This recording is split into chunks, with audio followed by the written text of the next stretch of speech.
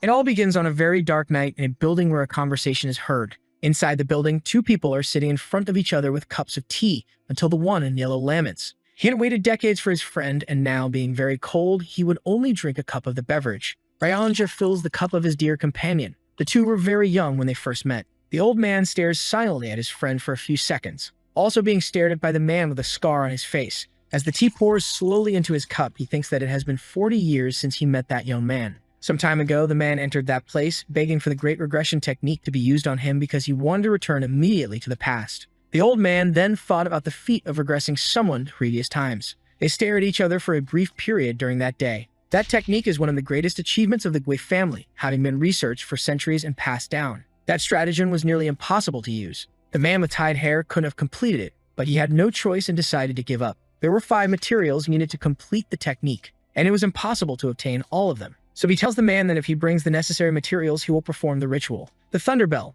a sacred artifact of the celestial wind cult, a golden incense burner of the divine celestial dragon family, the main essence of the 10,000-year-old carp, and the secret demonic soul of the demonic cult. The old man says he thought the young man had died in some unknown place. He is then very perplexed and cannot believe that the man had managed to get all the materials after so many years of being gone. That fierce missionary tells the old man that his technique must be very phenomenal to require so many materials, and that he had considered just killing him. The old man stares at him silently for a few seconds. He then thinks that the young man was very young when he set out in search of the amulets, and that now he was very different and inevitably changed. Finally, he asks why the man wants to go back to the past. Out of nowhere, the man slams the cup on the table with great force, and with a look of anger and rage, he says that the reason was revenge. The old man, shocked and scared, stares at him, and immediately asks about the impossibility of avenging himself with his skills without needing to go back to the past and who this grudge was against. The man with long hair looks at him and replies that it was all because of Homuji, and then the old man widens his eyes.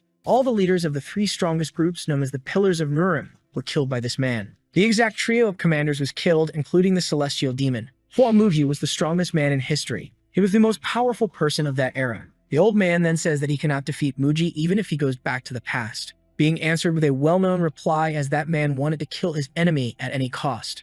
The celestial demon that his opponent had killed was his father. With this revelation, the old man is shocked and widens his eyes again. However, he was not seeking revenge for the death of his father and his treacherous brother, as those deaths were not uncommon. The gray-haired man then asks why all of this. The answer was that on that day, Mugi had killed servants, cooks, and even children who had not been trained. He had no pity even for the cats and dogs. We couldn't believe it all, but his friend didn't care. In that era, the protagonist would not be able to kill his opponent, so he needed to go back in time and question his enemy before killing him about such brutality. Again, the old man stares at him with nothing to say. Soon after, he then asks if the same man could do him a favor if he succeeded in returning to the past. The old man wanted the protagonist to find him in the past. Confused, he is asked about that decision, and he replies that he wanted to be prevented from getting married. They stare at each other in silence after that. The protagonist looks serious, and then out of nowhere, he bursts into laughter at all of it. The old man's embarrassed and says that he is not joking, as he had to live alone until the end of his life. He is answered affirmatively, and with a promise by the time traveler, who wanted to quickly go to the place where the technique would be used.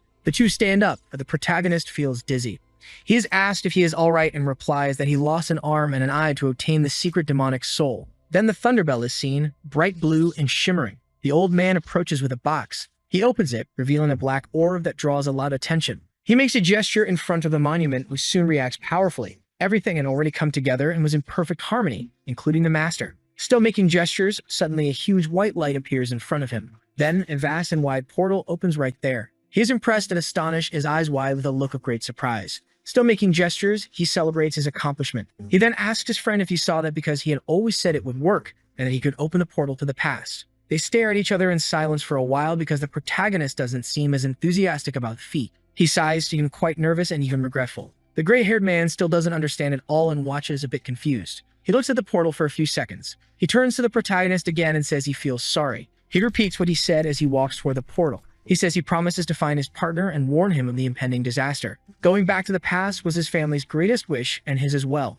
Suddenly, he feels something holding him, making him unable to move. He couldn't move, and his demonic acupuncture points had been sealed. The protagonist suddenly appears behind him, asking how he dared to do that. The old man widens his eyes, fear and anguish evident on his face. Of all the people in the world, he dared to betray the protagonist's trust. Suddenly, he is grabbed by the neck, held tightly for being a repulsive traitor, and he groans in pain, his face exuding agony and despair. He says he lost his head for a few minutes, regretting everything. He also says that obtaining all those materials must have been very difficult for the protagonist, and he had no right to betray his trust so blatantly. The man with the scar on his face looks at him with little pity or compassion, and then slowly begins to remove his hand from the old man's neck. Immediately after, he says that he too had been a selfish person, and for that reason, he managed to gather all the amulets he needed while the gray-haired man costs heavily. He tells the old man that if it had been anyone else in his place, it would have been killed on the spot without mercy. But since it was him, everything was understandable and forgivable. The protagonist brings his hand close to the old man's coat,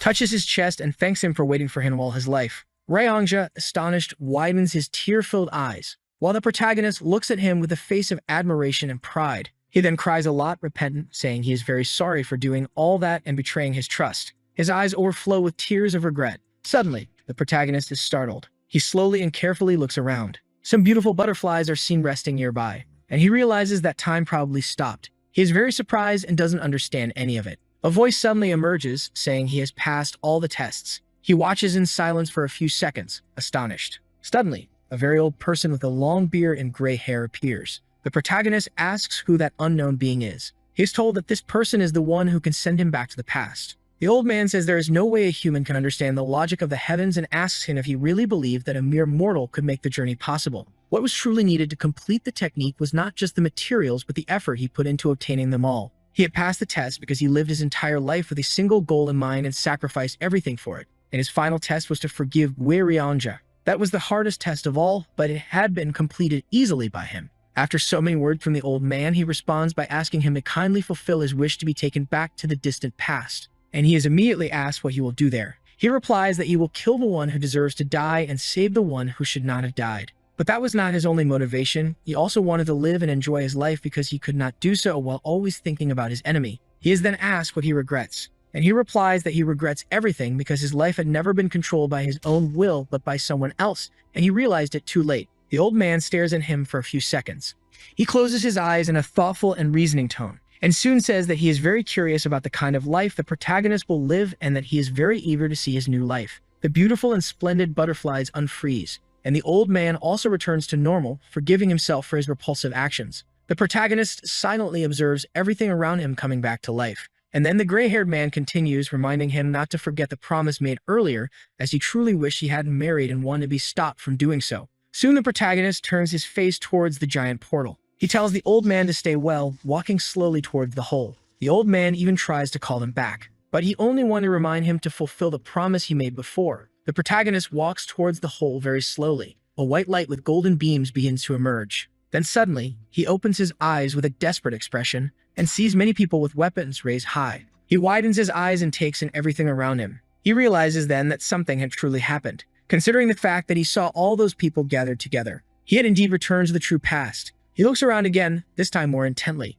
and he wears a look of admiration as he observes it all. Then he sees several thrones atop a building where many people are seated, and below them, many soldiers are lurking. The person seated on the middle throne had long black hair along with slanted eyes and a wicked expression. His face was quite stern. His eyes were brown, his goatee was very well groomed, exuding an air of superiority over the others. That man would be the beloved and revered father of the protagonist. He looks there with a very attentive gaze. His son then also observes his surroundings carefully, and he is asked how much longer he would keep the others waiting, as well as being addressed as young master. A huge sword in the shape of a knife is strongly planted into the ground. A bizarre man with orange hair gives the command for the fight to finally begin. He and the protagonist stand face to face. The young master finally understands everything. That would be the long-awaited day. It would be there, in that moment, the combat of the new demon. The protagonist's father, who was the celestial demon, had declared that he would not limit the selection of the next leader of the cult to just his own bloodline. Then it caused an uproar within the cult because it meant that anyone could become the celestial demon as long as they were the strongest. But the protagonist's father showed that he was serious about his announcement and soon launched a fighting competition among the next generation leaders of the cult. And the winner of the new demonic skirmish would have the chance to challenge one of the two sons of the celestial demon, and whoever won the fight would have a wish granted by him. The strange man then quickly asked the young master if he was going to give up while there was still time for that. He remained silent with the wind blowing through his hair. The huge scar on his face had disappeared. His skin was younger, including his appearance. At that time, he had been offended by that ugly man choosing him because it meant his opponent thought he was weaker than his brother. But looking back, he might have chosen him for another reason. The ugly man had bribed the cook in his house and asked him to mix energy-dispersing poison into his rice so that he couldn't use his energy. And because of that very dirty trick, he lost the fight. He even tried to tell his father what happened, but he didn't care much and said nothing. In fact, his father looked at him with eyes that seemed to blame him for falling for such a silly and petty trick. After that, the protagonist did some things that pushed him to his limit, and because of his mistakes and failures, he was losing his position in the succession war. It had all started with that defeat on that very day. His opponent soon says that he is distracted with his presence so close. They stare at each other in silence for a few seconds. And the protagonist soon asks the name of his opponent. That ugly and bizarre man would be Gu Pyungho. He would be one of the 7 disciples of one of the 8 supreme demons, who was Gu Chiempa, the demon of the bloodstained sword of heaven. He is the 5th disciple and soon says that it seems that ugly man is very confident in his abilities to mess with him. Reasoning the protagonist didn't know something in the past, but at that moment, he already knew. Because of his eyes, his father already knew he was poisoned with the energy-dispersing poison. He was watching how his son would overcome that very problematic and complicated situation. Since the protagonist still had the knowledge from his past life, he could defeat his opponent in a single move, but he couldn't reveal his true ability there. And then he announces to everyone gathered there that he will fight Gu Pyungho without using any internal energy. Everyone is perplexed and astonished by that decision, most of them showing expressions of concern and shock. Even his opponent is impressed by such audacity. He truly had a lot of courage, and then everyone cheers for the unbeatable swordsman.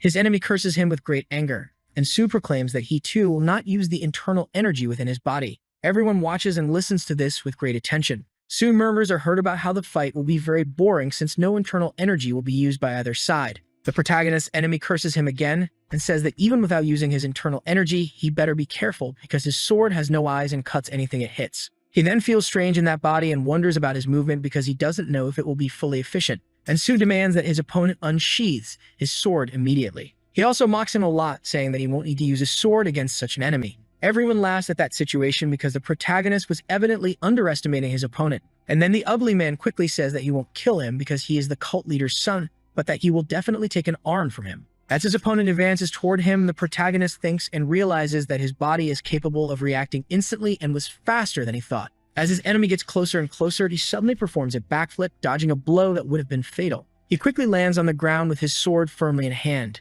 He then realizes that his heart is beating very fast because he is much younger now. His opponent is very angry that he dodged his strike, and for having laughed at him at that moment. The protagonist looks at him with eyes filled with anger and vengeance. The two charge at each other in a frenetically intense fight. That ugly man with orange hair is hit with a powerful elbow strike to his stomach. He groans in pain and agony, and soon receives another blow to the middle of his face, which will probably make him need dentures very soon. The protagonist grabs him by the shirt and prepares to deliver another precise blow quickly. Again, the punch is delivered to his enemy with great success as the ugly man is sent flying through the air from the force of the strike. The man spits out all the ketchup he used to flavor the protagonist's meal, and his face shows an expression of pain and great despair. He tries to prepare himself to grab his sword, but when he manages to touch it, he is reprimanded by the protagonist's hand. And the protagonist immediately asks his opponent if it was with that filthy hand that he used to administer the poison. His enemy's eyes fill with tears after that question. But the protagonist had no pity for that hand and the arm attached to it. His opponent screams in pain, despair, and agony.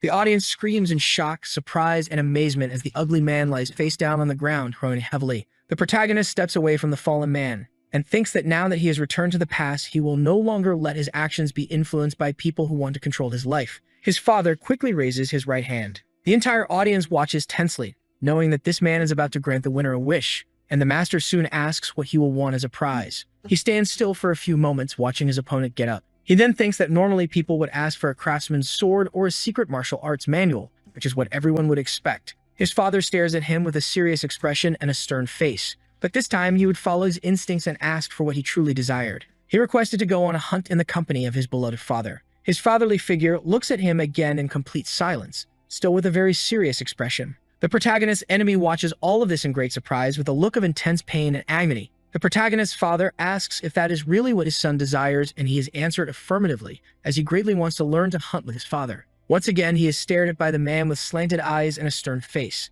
The man prepares to rise from his majestic throne. Standing up, he says that at dawn, the two will leave for the long-awaited hunt. He turns his back to leave the place, and he leaves while the other people beside him greet him with a hand gesture. His son watches him walk away. His opponent calls him an idiot and a fool because he made an extremely ridiculous wish. But even so, he mocks the ugly man, who becomes enraged by it. Now that he is back to life, the recklessness that everyone else lived by no longer interests him. At sunset, in a very beautiful and red building, the protagonist looks at himself in the mirror and soon realizes that he is indeed very young again, and that he looks very different from his old appearance. He looks at himself in the mirror and can see his old face with a horrible scar on his cheek and a worn-out expression, and he wonders what his enemy Hormuji might be doing at that moment. If he could find and kill him before he became strong, the problem would be easily and quickly solved, but Mugi is difficult to find. He had appeared in Jianghu as if he had fallen from the sky. After he destroyed the Orthodox Marim alliances and the demonic cult, he soon hid in the world, leaving no traces or information, and trying to find him by saying his name to everyone would be a dangerous and very provocative act.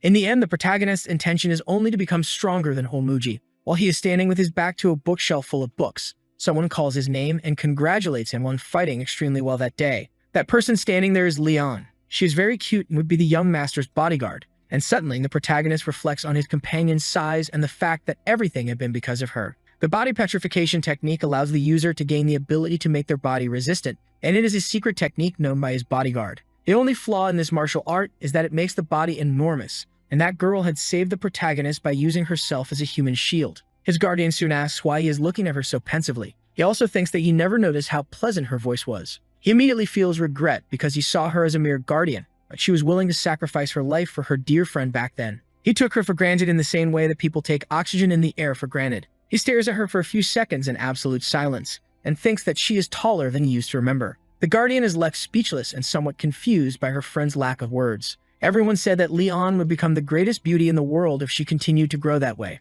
But even being so beautiful and perfect, she ended up getting very fat one day and became the young master's guardian. The protagonist didn't know that she cried a lot because she had gained so much weight, and he never realized that her eyes were puffy for that reason. He wonders how she must have felt because she gave up her appearance when she had the chance to become the greatest beauty in the world. He also thinks that perhaps he treated her more and more coldly as she gained weight. His eyes and expression of regret soon appear and are very obvious, and he silently promises her one thing, that he will get rid of the side effects of her body petrification technique. She asks if everything is okay with her friend because he remains very quiet. With his mouth closed, he continues to be speechless, but soon he says that he is fine and that he is feeling very good. And she retorts, saying he is acting very strangely. The protagonist thinks that this is to be expected because she cared a lot about him and noticed that he had changed his behavior a lot lately. He calls her to show her something very unusual and strange. She immediately asks where they are going at that moment, and he replies that chaos will be caused by them. They quickly arrive at a place where many people are dressed in gray. The protagonist asks one of them why he did such a thing. That old man with a white beard and closed eyes doesn't understand the reason for the questioning. The young master stares at a boy with serious, fixed eyes and asks why the boy poisoned his meal with an energy-dissipating poison. Upon hearing this, the guardian is very confused and surprised. The boy quickly denies all that information, but he had received 3,000 Nyangs and had probably already gambled it all away. He had a huge debt because he was addicted to gambling, sent all his parents' money, and even the money from loans, and that's why he accepted to poison the food. He laments a lot and asks for forgiveness because he had been blinded by the Nyangs offered to him. The protagonist questions whether Gupkyungho was present to pay the promised money, and the boy quickly confirms, saying that the ugly man had made the payment in person. Suddenly, the boy is killed by a powerful strike from an extremely sharp and potent sword. Everyone around screams in despair and shock at the scene, but the protagonist does not regret ending that person's life as he was insolent and truly lacked character. The old man with the beard pleads for forgiveness and says he will take full responsibility. But the young master is confused as the one to blame is already dead, and he is quickly retorted as everything that happens in that kitchen is the old man's responsibility. He then stares at the gray-bearded old man and asks Cook Lim if everything unjust that happens in the cult is his dear father's fault. The cook doesn't quite understand the question, so he quickly responds saying that his apologies should not be interpreted in that way. Again, he is asked why he is blaming himself so much. The young master orders him to stop saying foolish things and to quickly prepare some tasty shredded chicken noodles because he already missed that dish. That poor old man with the white beard is left speechless. The protagonist is then questioned about missing the food as he had eaten that dish just a few days ago. He turns and stares at his guardian. She is also left speechless, looking at the young master. He thinks that for him, decades have already passed. The day after, at dawn in the Celestial Demon Pavilion, the protagonist's father asks what those things on him are, and he is told that they are items that will be very useful in the upcoming days of hunting. His father says he had only planned for a day of hunting, but he is quickly told that if they end up enjoying it, perhaps a few more days will be spent. The master stares at his son with the same serious and strange look as always, and he soon says that the protagonist has a very big and ambitious dream. Already among the enormous mountains and cliffs, they walk through the trees of that place.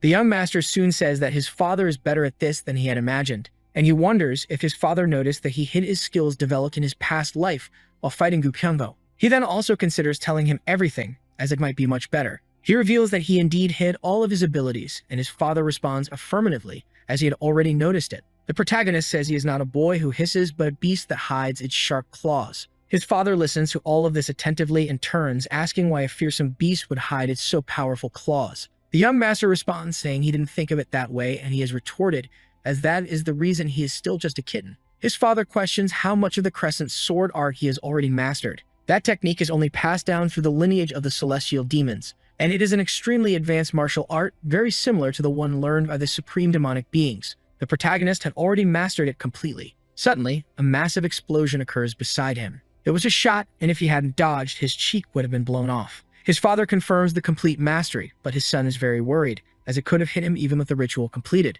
But if he were hit, it would be the price to pay for the lie he told, and since his face resembles his father's, it wouldn't look good with a scar. His father stares at him after that remark. He thinks he may have revealed too much information. The master says that since his son completed the mastery at such a young age, he deserves congratulations. The boy looks at him, both apprehensive and enthusiastic after that compliment, and they continue walking through the dense, closed forest. Soon the boy thanks his father for acknowledging his effort. The master ends up stopping mid-walk and placing his hand on the ground while the protagonist observes everything. It appears to be the trail of some prey, and his son asks how he acquired the hunting skill. He is told that he learned it from his older brother. The boy then asks, surprised, if he really had an uncle. Indeed, he did, but his father killed him when the boy was the same age as he is now. The protagonist falls silent and quiet after receiving that shocking information, and he says that his father did well to kill his uncle. The master stares at him with a very serious look after hearing that.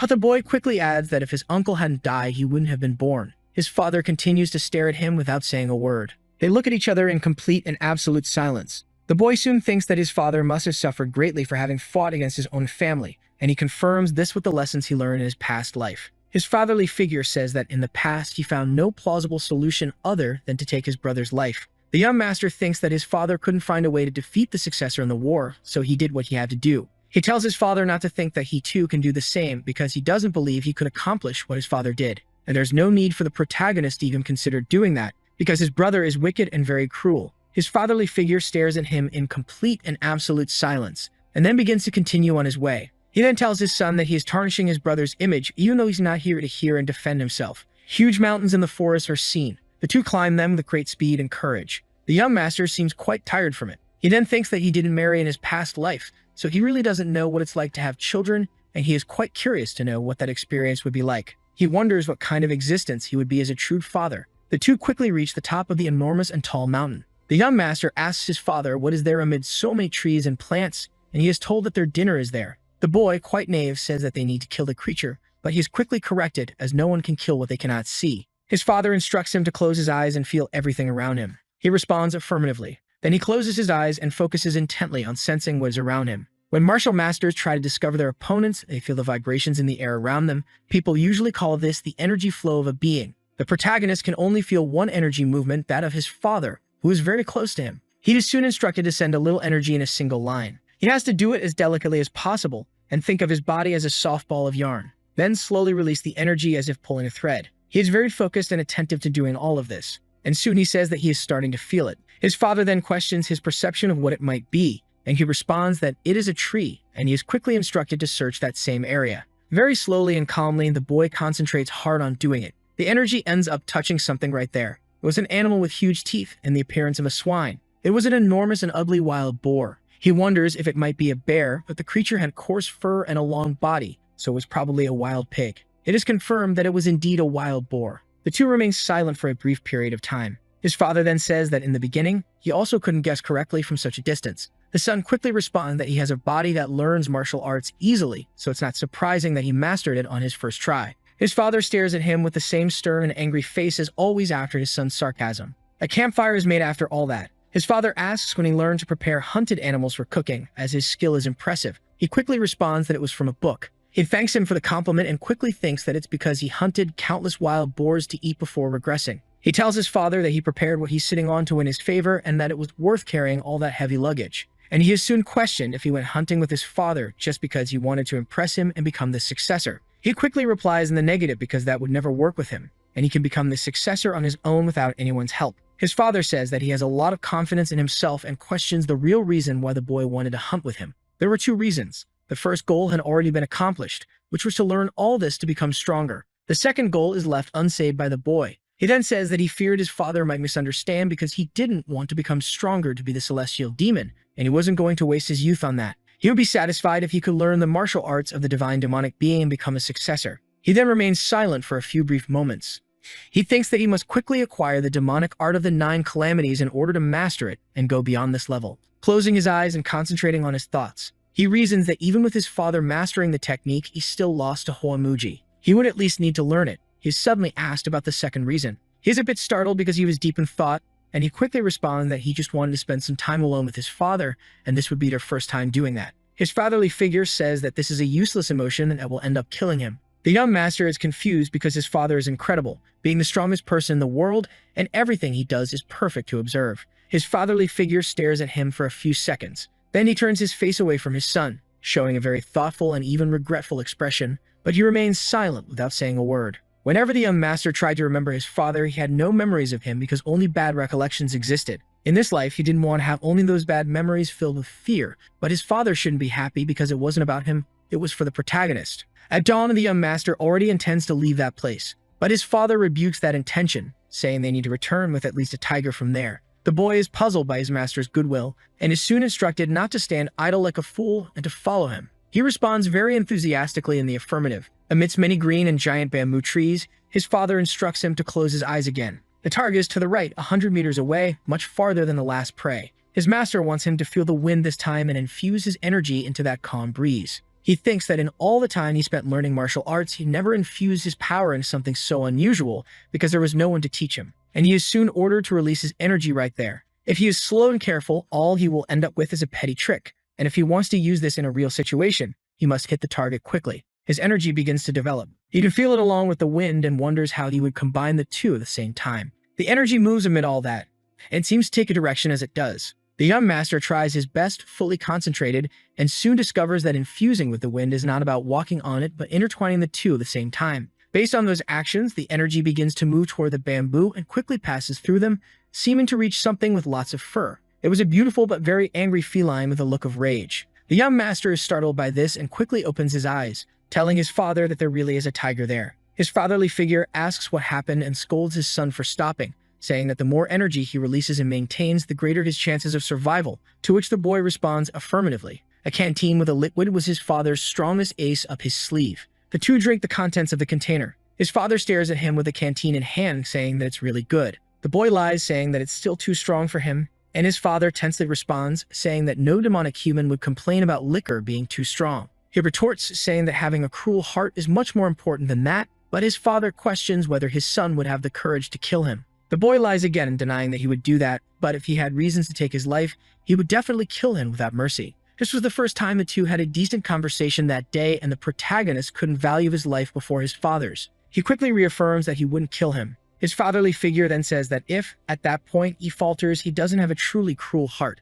The protagonist responds by saying that he will learn to drink strong liquor then, and takes a large gulp of the liquid quickly. His father stares at him without saying a word. Back in the city's buildings, the young master meditates in the middle of a room, lamenting something. He wears a thoughtful and sad expression. He reasons that after focusing on a few days of training since his regression, he can now infuse his energy into the wind freely, maintaining 3 or 4 lines. He didn't expect his father to teach him those things, and it was as good as gaining an extra life because now he could detect an enemy lurking first. And if he continues training and manages to release more than 10 lines of energy at the same time, finally he would be able to neutralize any stealth techniques used by his enemies. But there was a catch to all of this. Even his father, who was much more skilled, lost to Hoamuji because the Celestial Demon Pavilion was infiltrated. The complex is a place that was carefully protected by 3 barrier formations, 6 sets of traps, and a carefully selected elite group. There were also 8 supreme demons in different directions, along with their subordinates, protecting the Celestial Demon. In the north were the demon swordsmen of the Northern Heaven Sword family,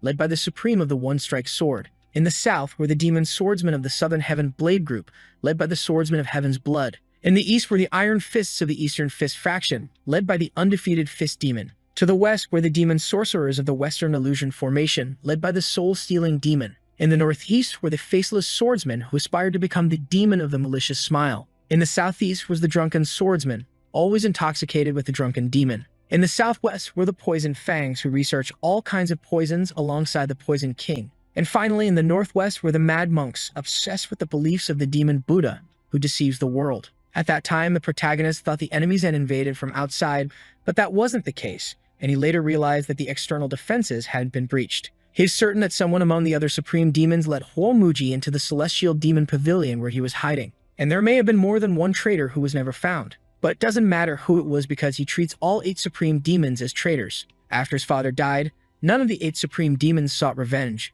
Instead, they decided to close the demonic cult. That event is still far in the future, so he knows everything about them, how their lives were, and how their final moments played out. The young master begins to pace in the room he's in, firmly holding his sword in hand, and he thinks that this time he will use the 8 supreme demons in every way possible. As he walks toward the exit, he hears someone offensively asking about him to his guardian. The man says he can't stand waiting any longer and asks Lee to fetch him immediately. She becomes very angry, but soon the young master arrives, asking what she's doing there. Lee is very surprised by his sudden appearance. He had earnestly asked her to take care of her life while he trained, but she disobeyed. The man who was there celebrates the appearance of the second young master and questions him about why he's been training so much. The man's name was Yang Po, and he was a disciple of the Swordsman of Heaven's Blood. The reason he acted so rudely was because of the Celestial Demon. After the Celestial Demon announced the possibility that anyone could become the successor, being his son no longer seemed so special and fueled the ambitious desires of many. The protagonist asks what the man wants. He responds by saying that Chumel can no longer practice martial arts after the fight they had.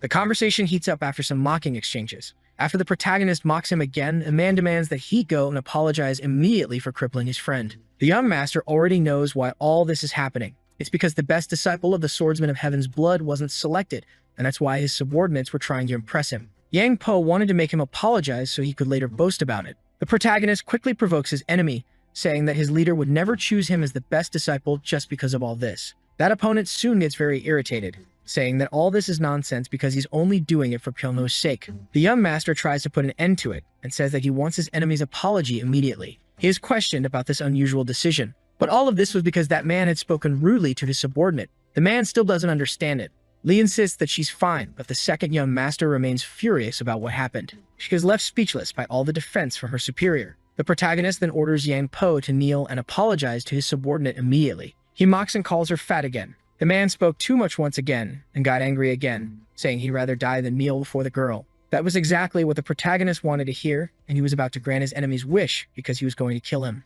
He draws his sharp and enormous sword. His opponent becomes very tense at the sight of it, and Lee watches everything with a look of intense fear. Yang Po calls the second young master a complete madman. The protagonist quickly gives 2 options, an apology or a fight. He provokes his enemy by talking about how dissatisfied his master would be if he decided to back down. He is soon questioned about the reason for all of this, and he responds that he doesn't care and even understands the group's pursuit of revenge. But he would not tolerate insults to his subordinate under any circumstances. Lee watches her friend say all this with a look of great surprise. Yang Po laughs and calls the guardian a pig, but the protagonist doesn't lower his guard because she means a lot to him. His enemy immediately draws his huge sword. All of his friends tell him not to attack. Even Lee tries to stop the fight, but the battle was already set between the two. Since the protagonist was the son of the Celestial Demon, Yang Po only wanted to take one of his arms as a trophy from the fight. The second young master listens to those words intently, without any apparent concern. Everyone around them is tense and fearful. The enemy prepares with his enormous and sharp sword and charges at the protagonist without mercy.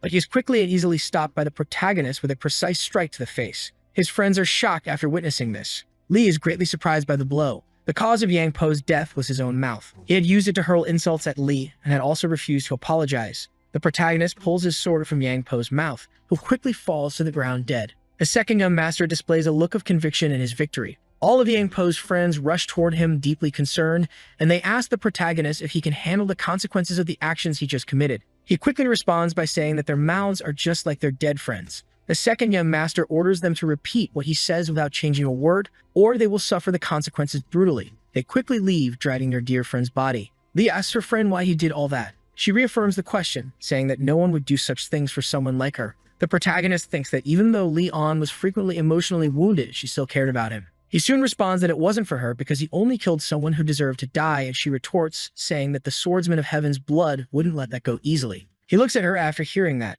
It was natural for Lee to be scared because the 8 masters wield a lot of influence. They have prowess and subordinates that even the Celestial Demon cannot ignore, and the Swordsman of Heaven's Blood was one of them. The protagonist had beaten one of his disciples and killed the other. The young master quickly says that he has nothing to gain by getting involved because it was his fault for not properly educating his subordinates, but she retorts, saying that his pride would be hurt. He responds by saying that the swordsman isn't that prideful. He slowly raises his hand toward Lee, places his fingers on her shoulder, and says that she wouldn't need to put so much effort into protecting him. She stares at him with wide eyes. He starts to walk away from her, thinking that there's a lot to gain by killing his enemy. He had crushed Gu Pyongo and killed Yang Po, so in this way he would attract a lot of attention and could even earn some points in the succession struggle. Suddenly, he is called by Lee and thanked by her for that day. She was very happy that he had stood by her, and she said it from the bottom of her heart. The protagonist turns his face with a small smile on his face without saying a word, and he quickly responds harshly, saying it's good that she's grateful and that she shouldn't forget it, to which she agrees. He walks away, continuing forward, thinking about how nice it is to see Leon smiling like that. The moon was already appearing in the sky. Meanwhile, the protagonist is sitting on a large stone with a very downcast expression. He then thinks that he had sunk into a feeling of defeat after fleeing. He had felt so depressed that if he didn't have a goal, he would certainly already be dead. He wonders how things would have been if he hadn't discovered the Great Regression technique. Suddenly, his eyes widen. An orange light appears beside him. He looks at himself in that light, which forms a kind of mirror. The light continues to pass beside him, and then an old man with a beard and a sword appears. He observes him intently at that moment. That man was the swordsman of Heaven's Blood. He hadn't expected his arrival so quickly and wondered how he could dodge the sword in his current state. Even with his knowledge from his past life, he still lacked the internal energy to be capable of that. The sword passed very close to his neck. He stayed alert, observing the moment. But the swordsman also sat down on the stone. He watched him without saying a word. The man with yellow eyes and a white beard also said nothing and soon asked why the protagonist had done all of that, to which he replied that it was because the man had acted like a complete idiot. The old man seemed a bit confused by this and asked if his subordinates had picked a fight with the son of the celestial demon, who doesn't give a damn about real idiots. Then he fell silent for a few moments and quickly raised his sharp sword. He immediately questioned the protagonist about cutting off his head and taking it to his subordinate. The young master defended himself by bringing up his father's name to intimidate the swordsman, who then seemed to regret those threats, and immediately moved the sword away from the boy. He dragged the sword toward the ground, making 2 deep marks on the soil with great force. The protagonist didn't understand that sudden action. Those marks signified how much the celestial demon cared. The young master's portion was the smaller one, while the larger one belonged to the old man. The boy was speechless upon learning this information and turned his face, deep in thought. He placed his finger on the smaller mark and said that being the son of the celestial demon meant it mattered, so it would be a 7, while the swordsman was only a 3. The old man laughed after hearing such a low score and said they would only know for sure after testing it by killing the protagonist and presenting his head to his beloved father. A second young master responded, saying how much the swordsman underestimated the paternal love of the celestial demon. The old man gripped his sword tightly and said that because of all that, they would indeed test both statements. The boy grew very tense, fearing for his life at that moment. He said there was no need, as his father had 2 sons, and the swordsman was just one. The man laughed again after hearing that and said the boy wasn't as foolish as his disciple. The protagonist then prepared to stand up and said that if the old man's disciples were a little like him, they would still be alive. The gray-haired man called out to the second young master and said that he had lived much of his life amid a lot of bad luck and hoped never to see him again. The boy responded by saying he would remember everything that had been said and began to walk away from there very cautiously. He widened his eyes after everything, feeling quite relieved. He then watched the swordsman disappear into the trees on that dark night. Still gazing at the sky beside that enormous stone, he soon groaned in pain from the blow he was feeling. He tried to lift his pajama shirt and noticed 2 large marks from the strike. That damn old man had done that with the hilt of his sword. The boy stood there thinking in silence for a few moments. He reasoned that the old swordsman might seem to act on impulse, but he planned and calculated everything meticulously before putting it into practice.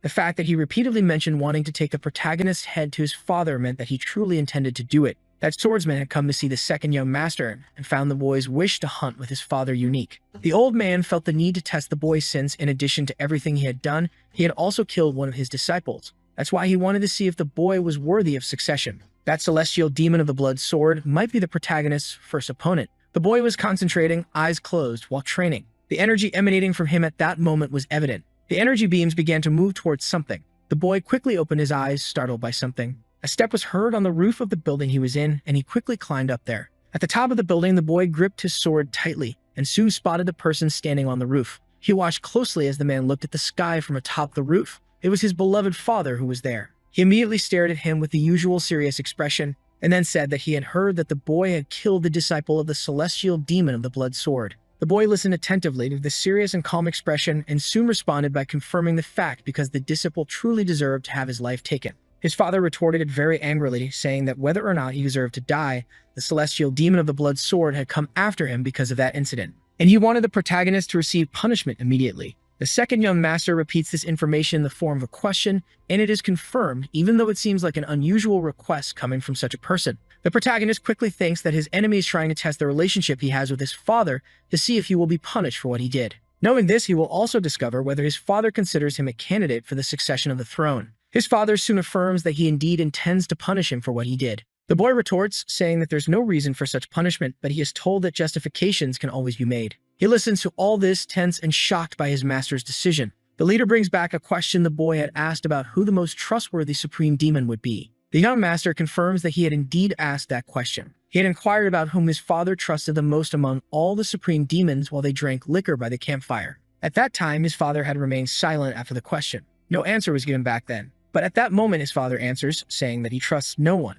not even the supreme demons, leaving his son utterly surprised. The boy had said that hierarchy and discipline need to be established, but his father wanted to hear his true thoughts without any nonsense about corruption. His fatherly figure waits patiently for an answer, staring at him. The second young master remains silent for a few moments, then prepares to say what he wanted. He feels that at some point they lost the way of the demon. His father listens to this with great tension and concern. He repeats the information in question, and his son responds affirmatively. He then asks what the way of the demon means to the boy. The boy thinks it's merely a belief that only that cult holds to defeat absolute evil. His father asks, reaffirming the information given, and the boy confirms, adding that he doesn't believe the Orthodox faction is the direct opposite of the cult. His father then asks what it is then. The boy replies that it is absolute evil. That complete malignancy is so cowardly and wicked that no human in the world can endure it. Even demons would despise it and distance themselves from it. The Orthodox faction wouldn't be able to deal with true absolute evil. After all, that organization is fundamentally rooted in being indulgent. As long as they value people, how could they match the evil whose humanity has lost control? They would be the only existence within Murim capable of eliminating evil that is heinous and perverse by being even more perverse, the second young master says. When the great malignancy, which even the Orthodox faction cannot handle, kneels before him and his father, that will be when they have truly fulfilled the way of the demon. His father widens his eyes after hearing all this from his son. The boy continues, saying that if they cannot fulfill the true way of the demon, they will not be able to go far and must punish themselves so they can survive. That master remains very silent and serious after hearing more of this from his dear son. The boy looks directly at his father and thinks that he must have never thought about this before or heard anything like it. This was not something the boy learned or realized while in the cult, but something he felt while wandering the Central Plains throughout his life. His father asks if he has any more arrogant thoughts. The boy looks sad after hearing this and says that just that was enough to say. As the boy frowns, his father says that now he understands why the celestial demon of the blood sword wanted him punished immediately. That old man had seen something in the boy and wanted to use his father to test him.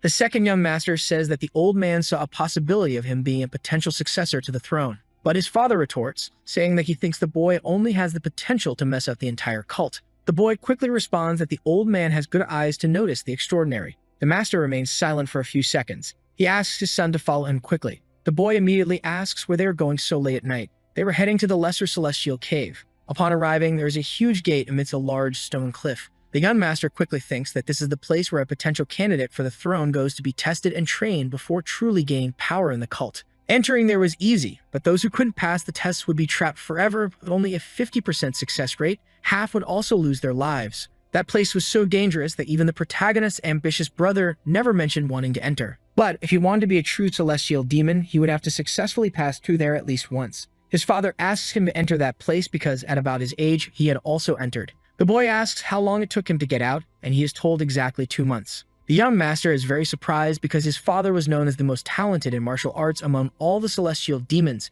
and even so, it took him that long. His fatherly figure quickly adds that he was the only one who managed to get out in 2 months because on average, the others took 3 years. As punishment, the boy would enter there without any protection. The two remain silent for a while. The boy thinks that his father is sending him to a place where he might die just because the celestial demon of the blood sword wanted it. He wonders if his father really doesn't care about him or wishes for him to come out of there alive and much stronger than before. The boy's face shows great sadness, but he soon forms a small, timid smile and tells his father that he will try to get out even earlier, breaking the record. His fatherly figure only tells him to stay alive in there. The protagonist slowly enters the place, taking very short steps. He walks further into the area, with blue lights lined up along the sides. He thinks about how terrible that place must be for so many people to remain there. He silently observes an immense door in front of him. He walks toward it very slowly, carefully observing everything around him. Then 5 rules appear, giving instructions on everything that will happen there and the chances he will have. He reads everything attentively,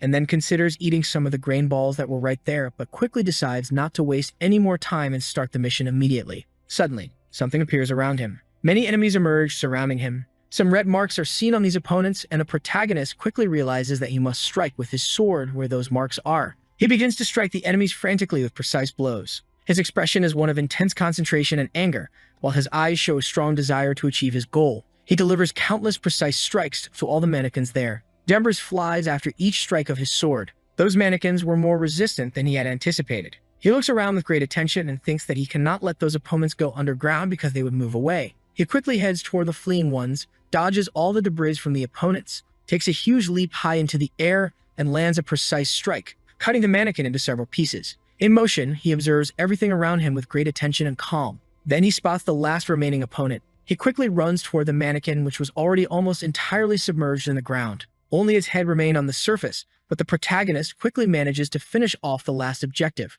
Relieved, he thinks that he almost had to spend more days there because he had let his guard down, and it would have been impossible to pass this test with his previous abilities. He silently observes the battlefield and walks toward a door. He notices something written on the walls of the place. There were some accounts of the number of attempts, as well as many questions about life left behind by those who had been there before. The protagonist observes a very familiar handwriting in front of him. It was the handwriting of his father written there in that place.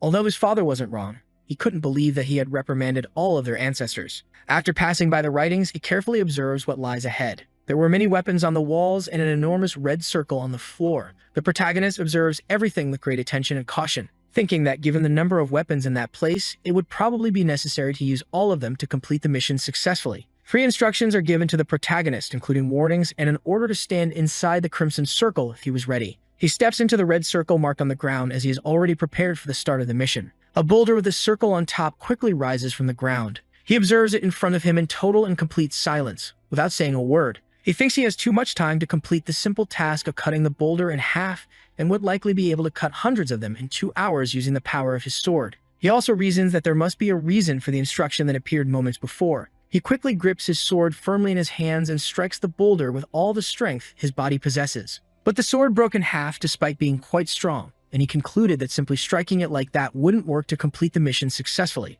The protagonist then decided to use the enhanced weapon aura to quickly pass the test without too many difficulties and adversities. The sharp and pointed sword glowed with a bright blue light, just like his left eye, which also shone intensely. The protagonist suddenly widened his eyes with a look of intense focus. He remained silent for a brief period, in absolute and complete silence. With his weapon already prepared to strike, he decided to stop because it would be too easy to complete the mission in such a simple way. He wondered how the other people who had passed through there before had managed to finish it. He quickly ran back to the inscriptions. Many accounts said they only completed the objective by using the enhanced sword aura. Only one mentioned not using the power. Many writings agreed that it was impossible to succeed without using the enhanced weapon, but the protagonist wondered how his father had completed the mission. His father's account mentioned that it was all complete nonsense and that if there was heat, the person would lose. The protagonist was confused by why his father had said that, as his usual behavior would have been just to reprimand them and end everything. The mission's instructions reappeared, and the young master pondered over them, realizing that the message didn't say he had to use the power, but that he could. He quickly uncovered the solution. He would only succeed in the mission by not using the aura, and that's what his father was trying to convey in that inscription. He then began to strike the hard sphere. An axe was also used for that purpose. Even a hammer was tried at that moment. The protagonist grew increasingly angry and desperate because his time was running out, and he hadn't even made a mark on the sphere. He quickly thought he should just use the aura to finish the mission and be done with it. His teeth ground in frustration. He thought hard and let out a loud scream. His father had split the sphere in half without even using the enhanced sword aura. Suddenly, an idea came to his mind. He closed his eyes and focused on everything around him. The energy he emitted moved toward the hard sphere. All the light beams focused on the sphere. The boy quickly widened his eye. He could perceive and detect a subtle line that he hadn't been able to see with just his eyes when looking at the sphere. He grabbed his sword to attempt to strike. As it wasn't an illusion, there was indeed a perfect circle around the circumference of the sphere. He closed his eyes and concentrated on his strike. The sword moved so quickly that it left a large white trail of light. After the strike, the sphere split perfectly in half. The boy was very happy and celebrated because he had achieved that feat. But something was still inside the sphere. It was something quite interesting and useful. It was a demonic essence pill. If a demonic human who had learned demonic martial arts consumed the pill, they would be able to gain an enormous amount of energy. The protagonist quickly realized that if he had cut the sphere with the enhanced sword aura, the demonic essence would have exploded due to the high temperature. There was a fine reward given to the person who cut the sphere solely and exclusively with the weapon. The second young master then thanked his father, who had written in the message not to generate heat while trying to complete the mission, as he swallowed the pill. He sat on the ground, closing his eyes and concentrating as intense purple energy radiated from his body. His expression was one of pure concentration, and his face clearly reflected that. The purple light on his body grew stronger and more radiant. All the energy spread throughout the environment while he sat with his sword on the ground beside him. He finally opened his eyes after everything, feeling very relieved. He slowly rose from the ground and clenched his fist tightly, feeling the strength in his body, realizing that his body had become much stronger than before because what he had been lacking was energy, and now he had obtained what he needed. Instructions for the next mission appeared again, to distinguish between life and death. He was confused, wondering what kind of test that would be. As he was already prepared, he quickly entered the Crimson Circle to begin the mission. The second young master widened his eyes and observed, right in front of him, some kinds of leaves, branches, plants, and flowers. This test required him to distinguish between good herbs and bad ones that could be very harmful to health. He thought carefully about how to complete the mission, his expression serious. He then remembered searching everywhere for the ingredients that Ju Raiangja had requested. Because of that, he already knew how to differentiate all types of poisonous herbs and plants and even knew their effects on the human body. This test was easy for him to complete. He quickly reached for a leaf that was there. The plant with its many leaves and bright green color was the only thing that wasn't poisonous. He analyzed it carefully, holding it firmly in his hand. He looked again at the panel with all the plants laid out on it. He then considered that there must be a second test to prevent anyone from passing purely by luck. Those who knew nothing would have to consume everything to find out what was safe. He held a stem with some leaves in his hand and carefully analyzed it. He looked back at the table with the plants and realized that no new mission had appeared after he completed that one. He wondered if that was the end of everything. The second young master widened his eyes as he noticed something out of the corner of his eye and moved back toward the writings on the wall. Many accounts of poisonous plants and numerous attempts were there, along with many desperate writings from those who had passed through there before. The protagonist's father had written not to rely on luck, which meant he remembered everything he ate from the first test. Then the instructions for the final test appeared. The second young master had to survive an illusion formation, the trap of life or death. If he failed that trial, he would certainly die. The writings on the wall spoke of that test with great terror, as it was very frightening and difficult. His father's writing advised his son not to rest, leaving him a little confused as he read it. The second young master, holding his sharp sword, thought that although his father had left some tips for that test, it also seemed to be advice on how he should live his life from that moment on. Suddenly, he heard a noise and became very alert. His eyes widened in intense focus. Suddenly, he found himself in a sort of desert, looking around, not understanding much. The place had very realistic fauna and a strong wind. It all seemed very real and convincing. He was impressed because he didn't think the illusion formation of the trap of life or death could create things so real. Out of nowhere, he heard a noise coming from around him and looked closely to see what it was. Many people with zombie-like faces suddenly appeared there. Even though it was all just an illusion, the protagonist could feel their presence entirely and could even sense their intent to kill him. The second young master then thought that all of this was indeed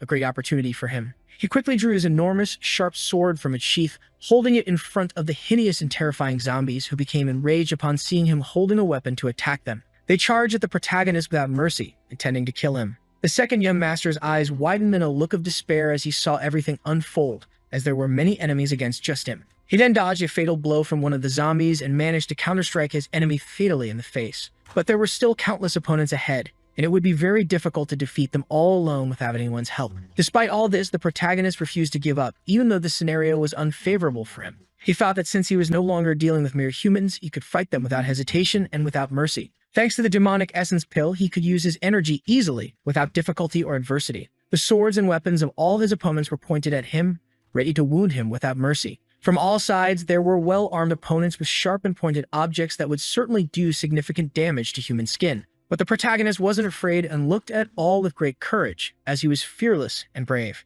He then observed all his opponents with great calm and caution, holding his weapon firmly. He stared intently at the zombies without hesitation, as they all charged at him, well-armed without mercy, intending to kill him. He took a brief breath to focus and start the battle quickly. All the zombies surrounded him, intent on causing him immense harm. Suddenly, a blue energy beam shot out from the protagonist, heading toward all his opponents. They are left confused, not understanding what is happening at that exact moment. Quickly, they begin to disintegrate due to the force of the energy unleashed by the second young master. Suddenly, they start to fall apart easily, as the protagonist commands it all calmly, without hesitation. A lot of ketchup is seen splattering around the area due to the battle against the zombies. The second young master raises his sword amidst the catastrophic battle scene. He firmly grips his sharp weapon at his side. He carefully scans his surroundings with a keen eye, wondering if it all ended so easily in such a short time of battle and struggle. A dense gray dust surrounds him, and he thinks it would be a shame if that were all there was to it. Once again, the second young master widens his eyes, his expression filled with intense focus.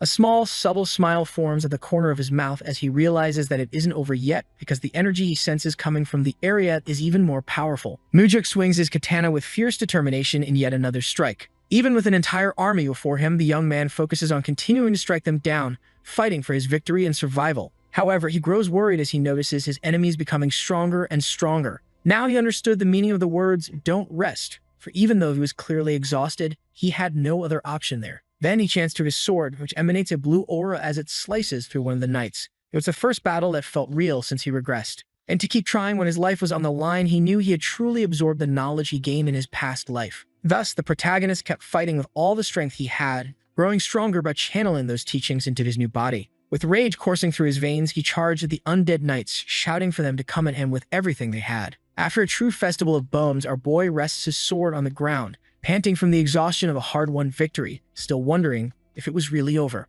The young man is soaked in sweat as he returns to the other room, being congratulated by the panel in front of him. The thought of having his strength used for the advancement of the demonic divine cult makes him smile slightly. It was surprising he had passed all the tests in just one day, while his father had taken a month to do it. Even with his ego inflated, he acknowledges that if this gossip were to spread, it would cause tremendous disorder within the sect. Furthermore, it was likely that people would doubt his achievement rather than praise it. Because of that, he decides that the best course of action would be to stay put, using his free time to train and further enhance his skills. Exactly 100 days later, the young man returns and leaps toward the sacred pagoda. Upon seeing the young man, his father looks at him and comments on how long it took for him to return in a tone of disdain. Even offended, Mujuk sets aside his pride and lies, replying that he did his best, but it was really hard to beat his father's record. Wujin asks if his son managed to cut the iron ball correctly, and he nods, adding that he didn't even rest during a final trials formation. His father clenches his jaw, but the scowl turns into a proud smile. Mujuk is surprised to catch his father smiling,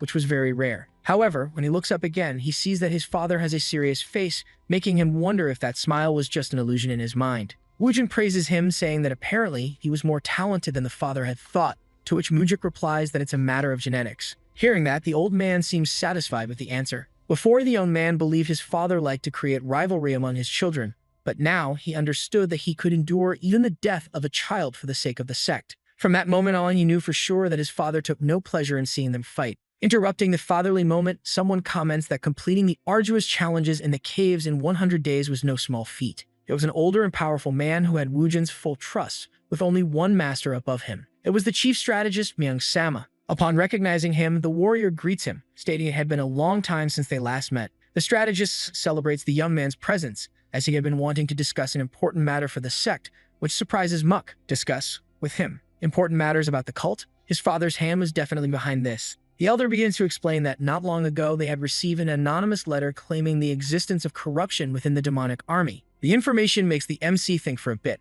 After all, the demonic army was one of his comeback groups, and it was led by the younger brother of Chiempa-gu, the clever demon. There was no way around it. He would have to cross paths with Chienpa again. Mayon continues his speech, saying they had previously conducted a separate investigation, but it ended with the investigator going to sleep forever. Shocked, Muk asks if it was the demonic army that killed him, and Mayon confirms, adding that the one who got their hands dirty disappeared right after. So many implications and pieces of information made the young man suspicious of the old man's motivation in telling that story. Breaking the silence, the man states that he would like the boy to take on the role of investigator and sort out that mess. It was a very risky mission, where anyone complicit in the corruption would be executed. In other words, those involved would try everything to stay hidden. And even if the investigator in question was the son of the Chiyama, the army would give no truce. Thinking about all of this, the young man says, "Sounds like you're sending me into the lion's den, boss," and the mustached man replies that it could indeed eliminate him. Muk looks at his father, trying to decipher his expressions, and realizes this must be one of his tests.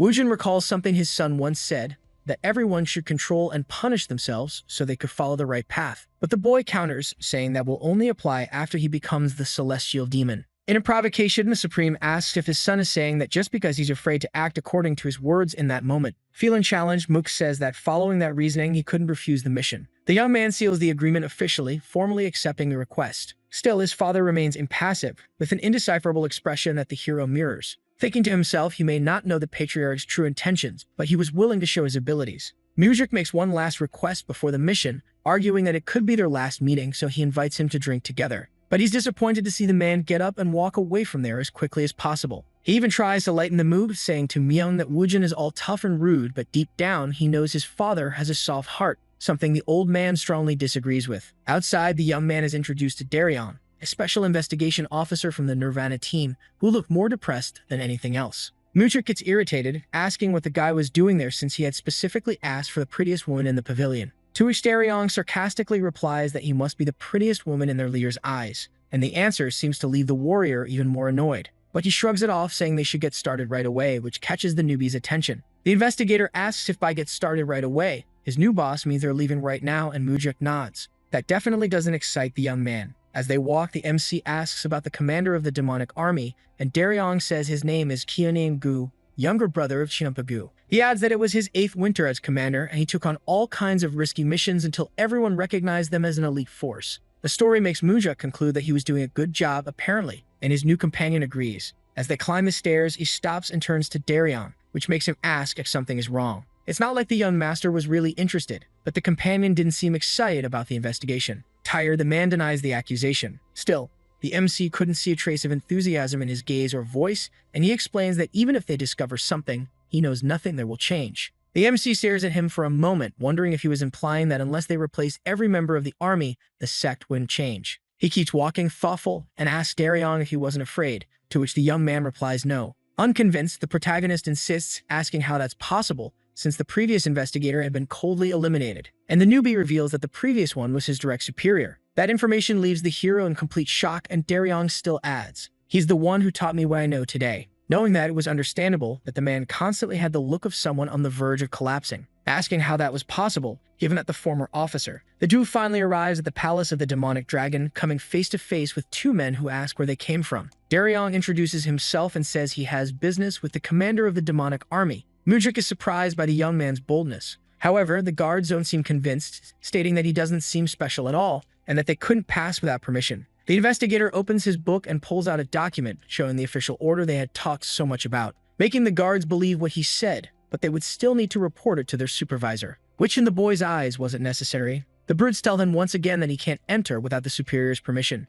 and he asks if they really intend to stop his special investigator. The bald one gets irritated, saying he couldn't care less who he was. As long as he's in that place, he'll follow their rules. Daryong feels offended at having his orders dismissed, and the other guard reinforces that without that title, he's all talk and no action. Noticing the tension on his friend's face, Mudrik finally intervenes, asking the guards if they know who he is, and to his luck or misfortune, they nod. Then the young man steps forward, surprised by the rude attitude both had, even knowing his identity. Tired of talking, he kicks them in the groin, making them fall from the pain. Daryong freezes until his friend calls his attention, asking if he was still going to show the way or if he preferred to stay right there, and he nods. He didn't need to do that to the guy's god, they dropped in pain. As they move forward, they are greeted by even more giant men who seem to be expecting them. Daryong is already stressed and yells, asking if they're blind not to see that they're obstructing a sanctioned officer, threatening them with arrest. Some of the men laugh while others watch him freak out. A tall and strong man shouts from the back of the group, asking who's causing a ruckus in the place. Once again, Daryong tries to explain his position and demands the man reveal his name and rank. The bald man with a mean look introduces himself as Dang Go, captain of the 1st Division of the Demonic Guard, asking if the kid was satisfied. The investigator recognizes him. He was the first captain in the guard's hierarchy, notorious for committing atrocious acts even among the army. He steps forward, asking why they're all quiet now after being so bold. Daryong introduces himself with his chest puffed out, telling the man to watch his tone, since he's there under official orders. Mocking, the buff guy asks what would happen if he didn't, and the investigator says that everyone there would be arrested for obstructing the investigation. To be sure of what he heard, Dan repeats the official's words, "Arrest me, is that it?" That certainly worried the guard a lot, who laughed in unison as they watched the situation. Meanwhile, Mudrik just observes the scene in complete silence. Dang is full of sarcasm, saying he's so scared by those words he might pee his pants, but he'd love to see him try. Daryong doesn't know what to say, and the young master decides to be useful and greets the captain, saying it's been a while since they last met. Shaking his hand, he tries to remember when that happened, concluding it was at a banquet, though Dang looks super confused. However, the boy nearly crushes the bald man's hand with a handshake, explaining he's in a hurry to speak to the commander, asking them to clear the way.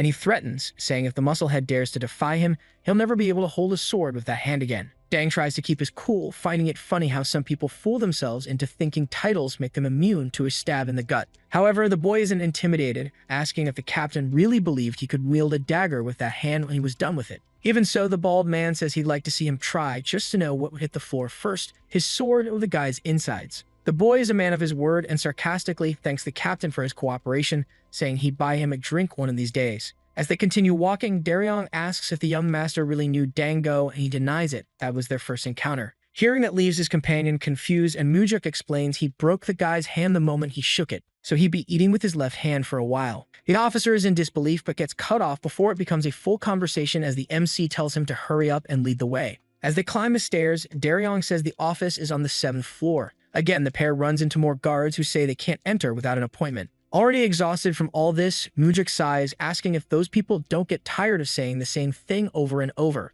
Out of patience, he orders the guards to move aside, since they were there on an official investigation, and the trio refuses the request. The MC pulls out the permission document in front of the man, saying that ignoring that paper means ignoring the very leader of the cult, his father. Upon hearing that, the brutes start trembling, and he adds that although they could disrespect the pair however they wanted, trying to stop them would be proof they don't respect the cult leader. From inside the room, a voice shouts for them to let the young master in. An older man greets them, welcoming them to his residence. He makes a pun about his staff taking work too seriously, saying they were ignorant so that behavior was expected. So if this was the commander of the demonic army, Gu, Mujuk could feel an absurd level of life energy emanating from the old man. His aura was so intense that just being near him made Daryong uncomfortable. The young man suggests that the guards must have too much free time since they were picking fights and says making them read a book or something wouldn't be a bad idea. To which Xiuning replies with a saying about ignorance making men brave. But the young man stands firm, saying the concept is outdated and nowadays the clever ones are the ones who make the best strategies in practice.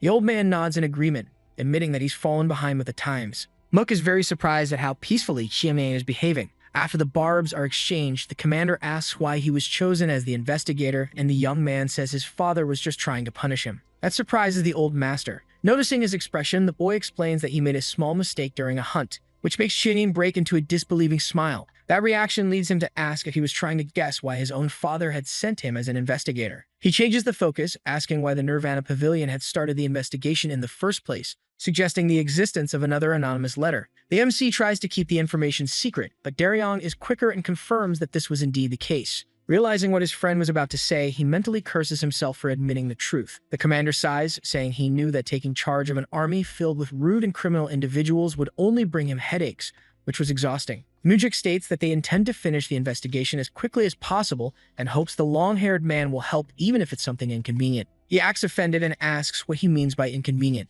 Without further delay, the protagonist says that everyone knew the clever demon, the old man's brother, was hiding his older brother. And the commander nods but argues that he and his brother were independent people, and he had always thought of Mook as Wujin's rightful heir. That makes the hero smile, saying that hearing it makes him feel more confident, and that he hopes to count on Xiuning's cooperation in the coming days. Xiuning replies that he wishes the same and will order his men to prepare accommodations for the pair after the meeting. Before they can leave, the elder advises the young man to be careful, which freezes him. "I'm only looking after you because I worry," the man adds. But without any fear, Mujuk asks if he was afraid he'd suffer the same fate as the previous investigator. But Xiuning smiles and denies it, saying that surely the leader of the cult didn't send his own son there to sleep forever. And he even assures that he'll keep an eye out whenever he can, and Mujuk thanks him for the concern. With the matter closed, the two friends leave the room. As this happens, the commander's expression transforms into a dark scowl. Meanwhile, the MC smiles, thinking to himself that the reason his father sent him was for one of them to end up dead. Far from there, in Wujin's room, Meom is trying to convince him that this was a very serious matter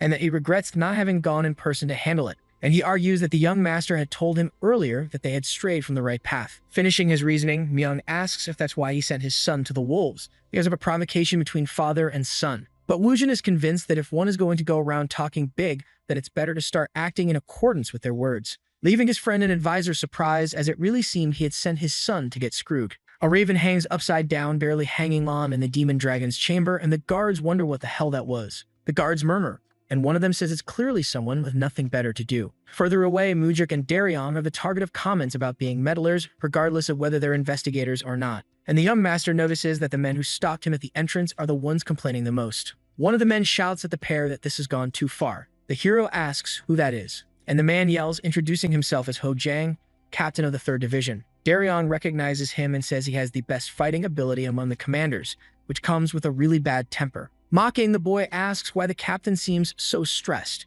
and Jang asks if he needs to spell it out for him. What were they doing placing something like that in a place where lots of people pass through? But Mujik explains that someone from the guard had thrown the creature into his bed, so he thought it wouldn't be a problem. And the man suggests that instead of doing something so unpleasant, he could have simply punished whoever did that to him. The tension between the two rises until the protagonist nods and says he'll start with a third division in that case. The statement confuses Jang, who asks what he plans to start, and the boy answers, the investigation, of course. That irritates the commander even more. But before he can, Jang says that not even with his authority could he do something like that to him. The two exchange looks filled with hatred and satisfaction before the boy states that he can, in fact, do that. The response is enough for the commander to stomp hard on the ground in front of him, creating a hole in the floor. Mujik says he understands and that he is free to lose his temper, but he shouldn't forget that he could be accused of treason if he stands in their way. All of Jang's men gather to restrain him and ask him to calm down before he does something foolish. Tired of it all, the hero says he'll start the investigation right there with the angry one. And even out of his mind, the captain tells him to go ahead and get it over with. The three settle in a room, and the two could kill each other with their eyes if that were possible. Mujik breaks the silence and asks how long the man planned to keep up the little act. But Jang has no idea what he's talking about. Loud and clear, the young man states that he is the one who sent the letter, which surprises Darion. Captain Jang really had sent the letter, but how had the young master discovered that information? The old man asks what makes him think he was really the sender of the letter. They exchange glances again, but this time the big guy gives in, looking at his hands while asking how he found out. Mujik says he got involved in the Raven incident even though he didn't have to, so he assumed his actions were meant to divert suspicion, and the man nods. He goes on saying he noticed that the members of the 3rd Battalion were more disciplined, and when the creature was hung up, only his subordinates stayed silent. Besides that, they even jumped in front of the captain, clearly worried. And that said a lot about the quality of his men. It was easy to tell from those actions that someone who leads a group like that probably wouldn't ignore corruption in their organization. But Mujik reveals that that wasn't the reason he figured it out. Remembering his friend's comment about Jang's temper, it instantly reminded him of something from his past life. An incident where the strongest commander of the demonic army had been wiped out around the same time after sending an anonymous letter. Jang didn't know if the letter would reach the right place, so he didn't write anything too specific, and he didn't expect the young man to be in charge of the investigation, which makes him ask what his reaction was upon finding out about his arrival. And being honest, he thought they were done for. Mujik sighs and turns to Darion, asking if being frank had become popular for young people to be so honest. He apologizes before stating that the young master is the youngest in the room. Back to the main point, the MC asks what was really happening in that place. Jang spills all the gossip, stating that Chivanyang was using the guard for his own benefit, sending guards on delivery missions in exchange for money. The information shocks the pair. Mujik thought the old man might be accepting bribes from some local clan, but this was much more serious. The guys wouldn't accept unless they were paid very well. Darion asks how that was even possible, and the hero says that most of the demonic guard was likely involved in it, especially the 1st Division. Jang, surprised, asks how he could know that. And it was another result of his earlier observations. The 1st Division was the first to try to stop the pair from moving and to curse them upon seeing the Raven. The young man shifts the focus of the conversation and asks how the captain of the 3rd Division found out about the corruption. Just remembering it makes the old man look downcast. He explains that the person responsible for the previous investigator's elimination had committed self-annulment. He was his friend and had sent the first letter. Interested, Mujik asks how close the two of them were, and Jang says they joined the cult together. It was like family to him. So the protagonist asks who the old man thinks killed his friend. The man confesses, "I suspect the Lord Commander gave the go-ahead and Captain Go of the 1st Division handled the rest." All that information made the MC think this was quite the scandal involving the Chief Guard Lord and the 1st Division, not to mention the annulment of the investigator. It was impossible to think his father or the chief strategist were completely unaware of it. They probably wanted to see if the young man could handle the situation against Qianyang, who was the commander of the guard. Sincerely, Mujik says that Jang was a good friend, but he didn't understand how good the old brother had been. Definitely better than himself, who only watched as they did what they did to his friend. Mujik and Darion give him empathetic looks, so the boy thanks Jang for his honesty and courage. At that moment, everything the man had been holding in his heart is released, and he cries remembering everything he had gone through. Looking at the two of them, the young master felt a small hope of putting things back in place. Already outside the room, Darion tells Mujik that he is quite different from the rumors he had heard about him and asks what kind of rumors those were. His new friend explains that there are some rumors saying he is not fit to become the celestial demon and that he's sorry. However, the hero looks at him and says it's all right because that could also be taken as a compliment, which leaves the investigator confused. He says that to him being considered fit to become the celestial demon is not a compliment, especially because he has no intention of ruling through fear and intimidation as the current leaders do. The boy turns to Daryong and asks if he doesn't agree that it's time for things to change around there, which greatly surprises the guy. It was past time for the cult to shed its old structure. Otherwise, the future would bring the extermination of his family and the sect itself. The next day, someone in the pavilion tells Mook that there's trouble and he needs to check it out immediately. The boy drops everything and runs to follow the guy in complete panic. When they arrive at the scene of the incident, they find Daryong covered in ketchup, along with another man in the same situation. However, the other guy's condition seemed much more serious than his friend's. Mudrik shouts for everyone to stop and asks Daryong how badly he is hurt. But the man says he's fine, more worried about his colleague, who was indeed severely injured. The MC can tell that his ribs are broken and says they need to take him to a healer immediately. While the men carry the wounded away, the pair waits there, and Mudrik turns and asks Dang if he was the one who did this, and he nods.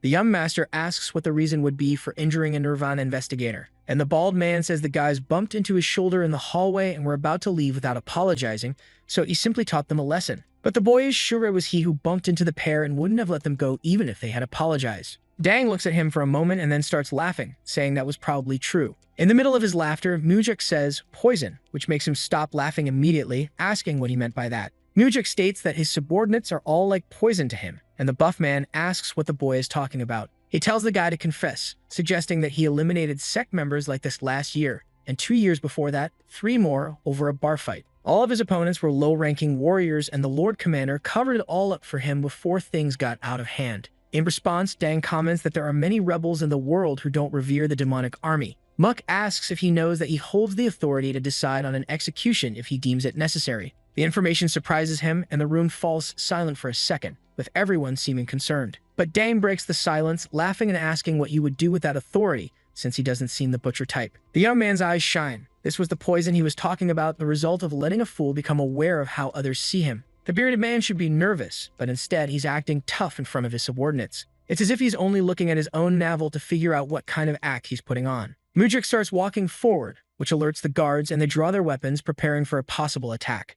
Dang smiles and says messing with them means messing with an entire army, making him wonder if the boy really has that kind of courage. Brave, he replies that at least he won't hide behind his subordinates. His opponent raises his arm to show that he's injured and should consider himself lucky. However, the young master is determined to defeat him and promises to use only his right hand if it means the fight will involve just the two of them. At that moment, realizing he's in trouble, Deng starts making excuses, saying he'll just cry to his daddy if he gets hurt there. In an attempt to soften his opponent, Mudrik says he won't hold him responsible even if he perishes there, and Darion becomes concerned about the price of that bet. With those conditioned, the bald man draws his blade and calls him to battle. Daryong informs his friend that Dang is ambidextrous, so he's just as good with his left hand as with his right, so that's why he was acting so confident. The protagonist then draws his sword with his left hand, pointing it at him as everyone watches intently. When the first sword strike comes, it's Dang who makes the move, but the hero dodges to the side and isn't hit. The force of the attack is enough to shatter the ground behind the MC, causing Daryong and even some of the guards to be hit by shards.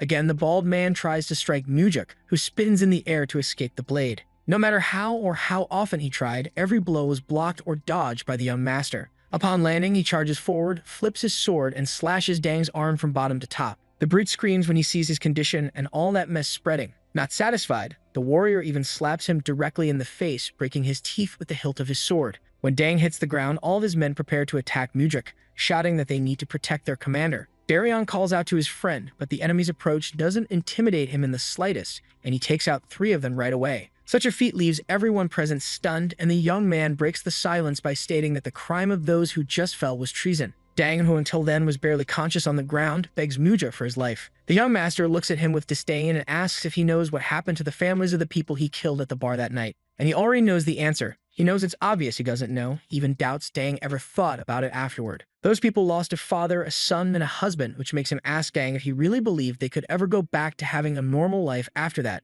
Realizing this was the end, Dang begins to apologize, saying he was wrong. But Mudrik tells him to shut up once and for all, finishing him with a stomp. At this point, everyone was horrified, except Daryong, who seemed more disgusted than anything else. Now at the peak of his rage, the young master asks who Dang thought he was to dare destroy members of his sect, even though he knew the answer would never come. Elsewhere, some women play instruments and dance while a man serves drinks. It's Xianyang, who shares tea with Mudrik to understand what happened between him and his men, even if it wasn't intentional. The old man explains that Dang was chosen due to a lack of options, and he agrees there were many questionable traits about him. Hearing that, the hero thinks about how much of a total scumbag the guy is. He was talking about his right-hand man, but instead of avenging him, he was turning him into a criminal. Although he was eliminated during an investigation, he was still one of the commanders of the demonic army, so making this a problem wouldn't benefit the MC. That's why the elder suggests they end the matter here. The loss of one commander and 3 subordinates was more than enough. Muk thanks him for his consideration and admits that he agrees with ending things on a good note, but there's one problem. A problem? The commander asks.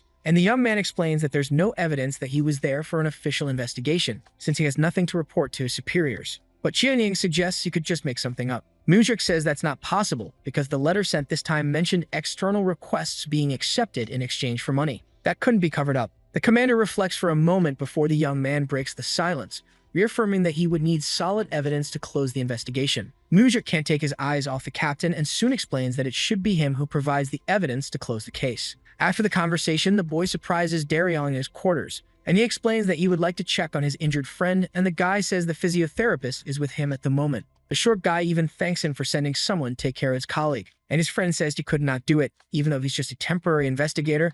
They were co-workers who had been working together. Daryong seems surprised, but their conversation is interrupted by someone saying it was good to see the protagonist again. It's the demonic physiotherapist, the most skilled healer in their sect. He doesn't treat just anyone, on the contrary, he only provides care to important members. The MC asks how the man is doing, and the old healer says that, fortunately, his life isn't in danger, but he'll need to recover before he can return to work. Seriously, Mujik states that those men were injured while doing the cult's work, so no effort should be spared, and the doctor tells him not to worry. Noticing the atmosphere around him, he sees the presence of the other men there, wondering why their faces look so happy. And indeed, they're all smiling at him. Then they start thanking him for the care. Not used to that, the boy clears his throat and says goodbye to the men there. Daryong follows him and asks what Qianying told him, and the MC says he wanted to end the investigation and pin Dango as the main corrupt one. The information shocks the man, who wonders how his most important subordinate had just died, and that's how he was acting. However, Mujik says he wasn't the most important subordinate, just the most exploited one, and surely someone else would soon fill that spot again. Trying to move past that issue, the investigator asks what the new plan is, and apparently the idea is to see what the captain does with the bait that was thrown. He doesn't understand what the young master means by bait, but the hero smirks and says he'll explain as soon as the old man bites. Daryong asks what he should do with his time for now, and Mook invites him to drink together. The invitation makes the guy thoughtful, but he soon relaxes his tense expression and says that the drinks that day would be on him, which makes the protagonist smile. Maybe he really had found a friend in the little guy. The next day, the demonic army had sent several documents for the investigators to analyze. They were records of execution requests and banknotes with high values, papers the guard claimed to have found at the house of the first corps commander. Apparently, they had taken the bait. Mujik wants Daryong to find out who the smartest person in the first corps is. He's sure someone intelligent was behind the forgery, and he explains that he will meet with Qianying once more to buy time to find that bastard. Already in his office, the young man announces that they received evidence directly from Captain Go's residence, and the commander says that's a relief, and now all that's left is to celebrate with a few drinks, saying he'll reserve the place where they drank before. However, Mujik cuts him short by saying there's still a small problem. That puts a scowl on the commander's face, who asks what it is this time. The issue was that the evidence came from the demonic army, when it should have been the investigators who found that proof themselves. Qianying asks if the source is really that relevant. The boy nods, since the chief advisor is no fool. If he found out where the evidence came from, he would suspect the investigation process and the results. That makes the commander think for a moment about what to do. So he asks the young master, who suggests he pretend to be working, like an extensive investigation for just one day, with the old man's authorization. Noticing the reluctance in the man's eyes, the MC says he doesn't like doing it either, but it's just a formality, so any document would do. Finally, Qianying agrees, saying he'll ask his subordinates to cooperate with whatever he needs. And that answer is enough to put a smile on the young master's face. He only wants the first documents used to contract the army and the wills left by those who went on dangerous missions. This is necessary so he can look at the handwriting and figure out who wrote the real records and the request forms. He decides to start with Gu Yang from the 1st Division, who asks why he's there, in a dark room, tied to a chair. And Mujik looks at the man, saying it's because he forged the assassination request records that were sent to them. The man lowers his head, claiming to have no idea what the master is talking about. Understanding, he says he knew he wasn't expecting him to say anything, and that he only obeyed the orders he received, but he needed him to be honest.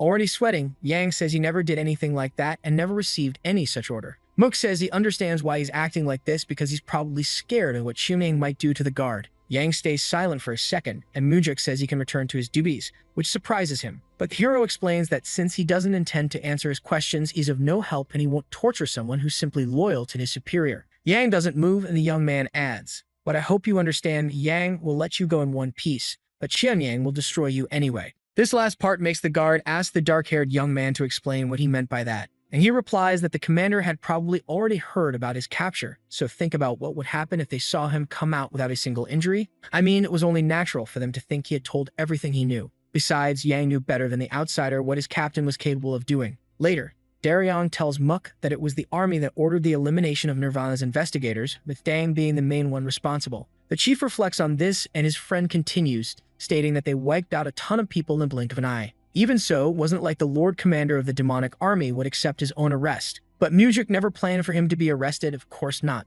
which confuses the investigator. In fact, the young master's plan was to finish him off once and for all. The idea is so absurd that it makes Daryong jump in disbelief, and his friend explains that if Chunyang is arrested, his brother, the sword demon, will do something to stop it. He wouldn't just watch his own brother be executed, along with the countless forged pieces of evidence showing that no one had ordered Dang to commit those crimes. They would use a scapegoat until Mujik was defamed. But most importantly, he explains, is that if they let him live, many heads would roll. Even Jang and the warriors of the Third Corps who protected him, including Daryong, would be done for in that situation. However, if the commander perished in the process of his arrest, the situation would be different. All they had to do was legally prove his guilt. Daryong swallows hard and asks if his friend would be okay in that scenario since the sword demon would come after him. And the young man counters, saying not everyone seeks revenge when their loved ones pass on, and the old man isn't one to waste his life on revenge. Mujik stands up, prompting Daryong to ask where he was going this time. As if it were something routine, he replies that he was going to destroy the Lord Commander, which makes his partner ask if that was something he was really going to do right then. The young master continues walking until he meets Xionying, stating that they had concluded the investigation thanks to his cooperation. To which he replies that he is happy and relieved, though the young man's departure made the old man a bit sad.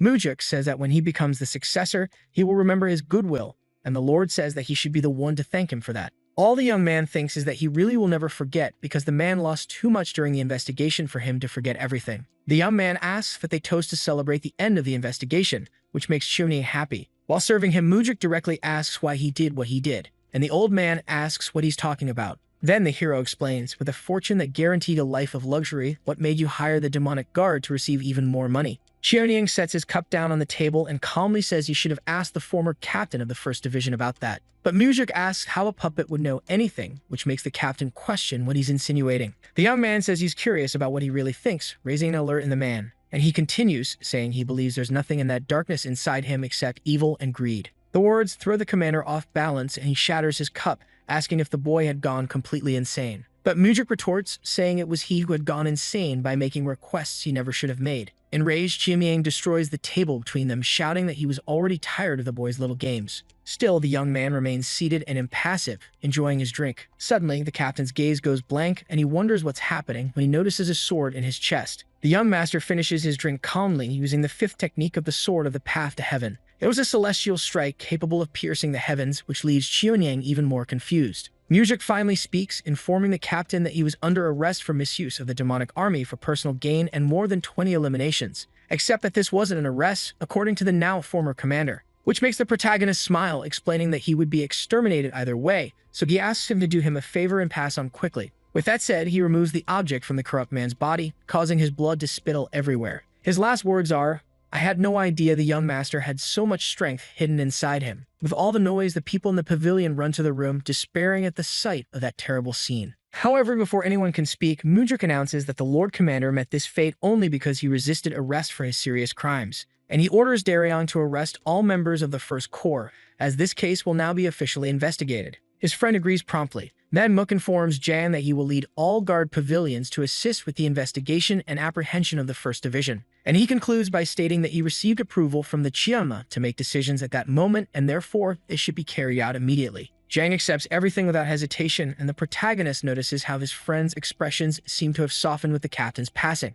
Mujik returns to his father's pavilion and walks toward him. There he finds his father, Sima Myung, and Gu Chiampa, the brother of the late Xianying. And the young master's gaze is enough for the demon to understand that there was no good news regarding his brother's condition. Mook greets his father before greeting Chiampa, saying it had been a long time since they last saw each other. The demon agrees and says he would like to hear the boy's explanation about recent events. The young man explains that everything is written in this report, so he can simply read it. But the elder insists, saying he would like to hear it from him personally. He thinks that since neither his father nor the advisor intervened in the situation, they probably wanted to see how he would handle it on his own. So he says that based on his investigation, they discovered his brother's serious crimes and that he tried to destroy him during the arrest process, apologizing for the ending. It made a lot of sense to Chimpa. After all, if he committed a crime, then he should be punished. But there was something he couldn't understand. I mean, he could be somewhat pathetic, but he wouldn't be foolish enough to attack the boy in a situation where his crimes had already been exposed, which wasn't a lie. He would probably surrender without a fight and ask his brother for help, and Mujuk had finished him precisely to prevent that. However, the hero states that he has no idea why he did it, supposing that the old man couldn't accept the fact that he was caught by someone much younger. Chiampa is insistent and says he saw his limp body before going to the palace,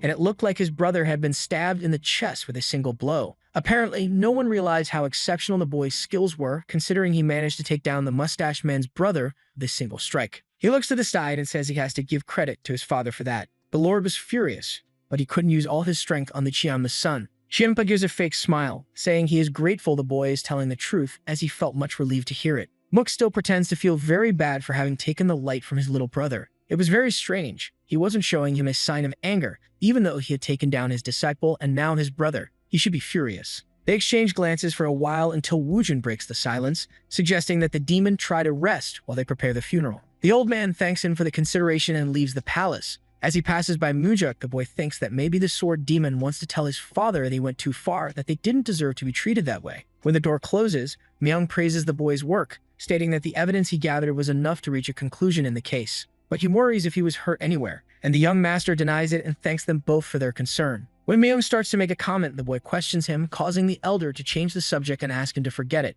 A man enters the room with a huge box, making Mujuk curious. He soon explains that the cult leader gave it as a reward for his hard work. When they open the box, they see a very fancy-looking sword, and Mujuk is surprised. Confirming the suspicion, Myung says that this was the black demonic sword. It was one of the sect's sacred swords alongside the white demonic sword. Mujuk smiles and tells his father that if he wanted to give him a reward, he should have chosen the white sword, which suits his nature more. The comment makes Woojin take a deep breath and say that the black demonic sword suited him better. Muk draws the blade, saying that it seems his father knows very little about him. He pulls the blade from the sheath, surprised at how much cold it emitted even without infusing his own energy into the sword. His father looks at him with pride, and even Myung is surprised at how satisfied the man seems to see his son happy. However, the young man sheathes the blade, saying that, to be honest, it felt like that was too big of a reward. And the advisor says it was more than deserved, since the problem with the captain had been resolved. He admits he didn't expect the young man to handle it alone. He even questions if Woojin had foreseen such a good outcome. The Lord denies it, adding that he thought he'd be lucky if the boy survived the mission. But for Mujuk,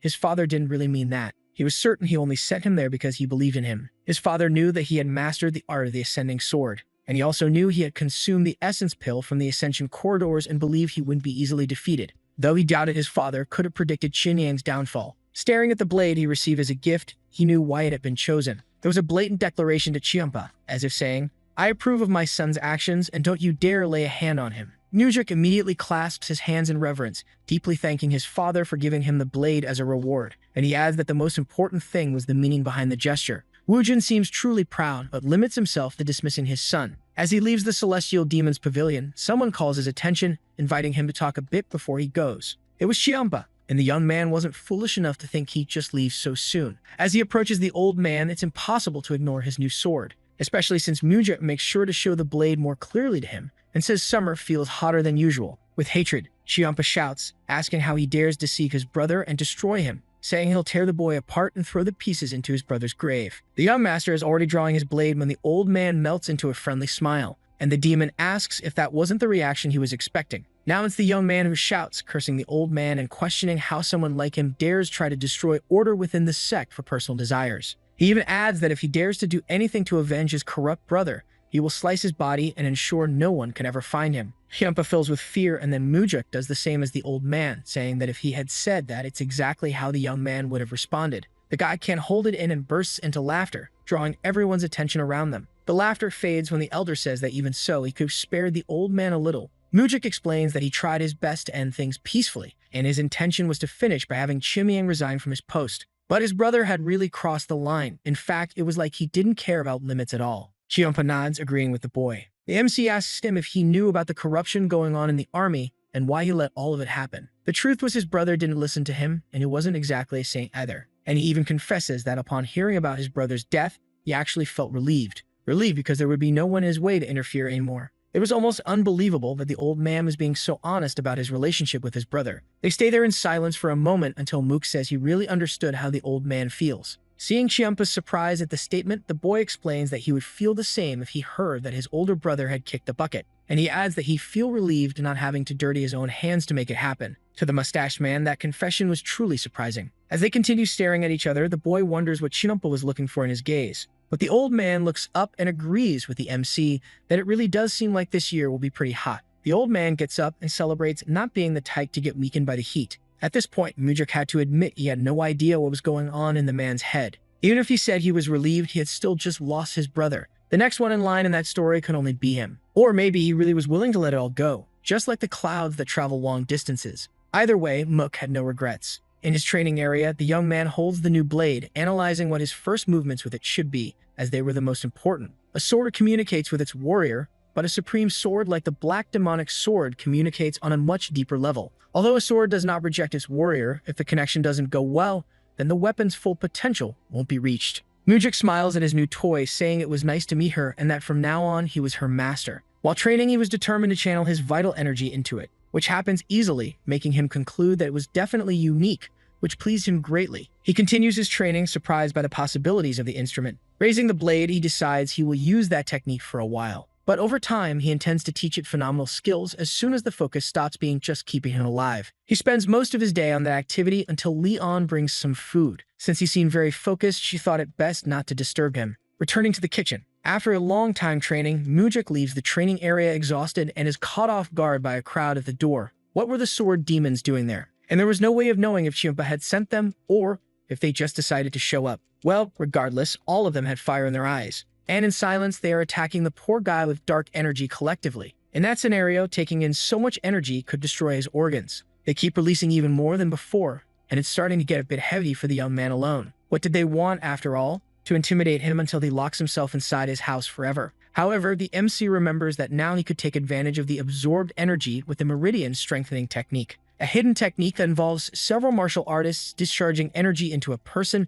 reaching all parts of their body and strengthening their veins. And the more people are involved, the more effective the target's strength enhancement is. This was the perfect opportunity to boost his meridians. His aura keeps increasing as he makes his way through the demons, who are doing their absolute best to hurt him. At this point, the strengthening of his meridian had already reached the second stage. His face begins to look visibly tense, and he states that he can push it even further. They all continue releasing demonic energy toward him, trying to overload and harm him, which clearly isn't working. At that moment, he states he's going through the fourth and heading toward the final phase of strengthening, which is the fifth. He slowly opens his eyes, surprised to realize that there is no longer any malicious intent being released around him. In disbelief, the young man observes all the demons and notices that their expressions are all downcast. They look full of fear because they hadn't expected him to simply walk away. As soon as he positions himself in front of one of the men and stares at him, the burly guy is so scared he backs off, opening a path for Mujik. But he's not the only one. The other men begin forming a corridor for him to pass through. That moment makes the MC realize that they had understood he wasn't someone they could just trample over. So he begins advancing, walking through the group. It seems the sword demons had finally recognized his strength. He heads to the Celestial Demons Pavilion and admires the throne, startled when he's asked if he desires that. It was his father, wearing a serious expression, and the boy replies that he didn't want to be tied to that chair. With a short temper, Woojin asks if his son is there just to waste time again. He tells him to get up and sit already, which Mook does without further questions. As he sits on his father's throne, the Lord asks how he feels. He could see the entire pavilion from up there and admired a huge statue by his side. But he confesses that despite thinking he felt excitement, he felt nothing. And his father says he felt the same when his time came. Feeling nothing after taking down countless people, even his own brother, to reach the seat was something impossible for the boy to comprehend. Woojin breaks the silence, saying that the sword demons went looking for him on their own and that Chiampa hadn't asked them to. That surprises Mook, so he knew. And the boy confesses that he acted normal while enduring the energy they were throwing at him. But once he left that place, he started trembling. The Lord stares at him and asks if his son had been afraid of them.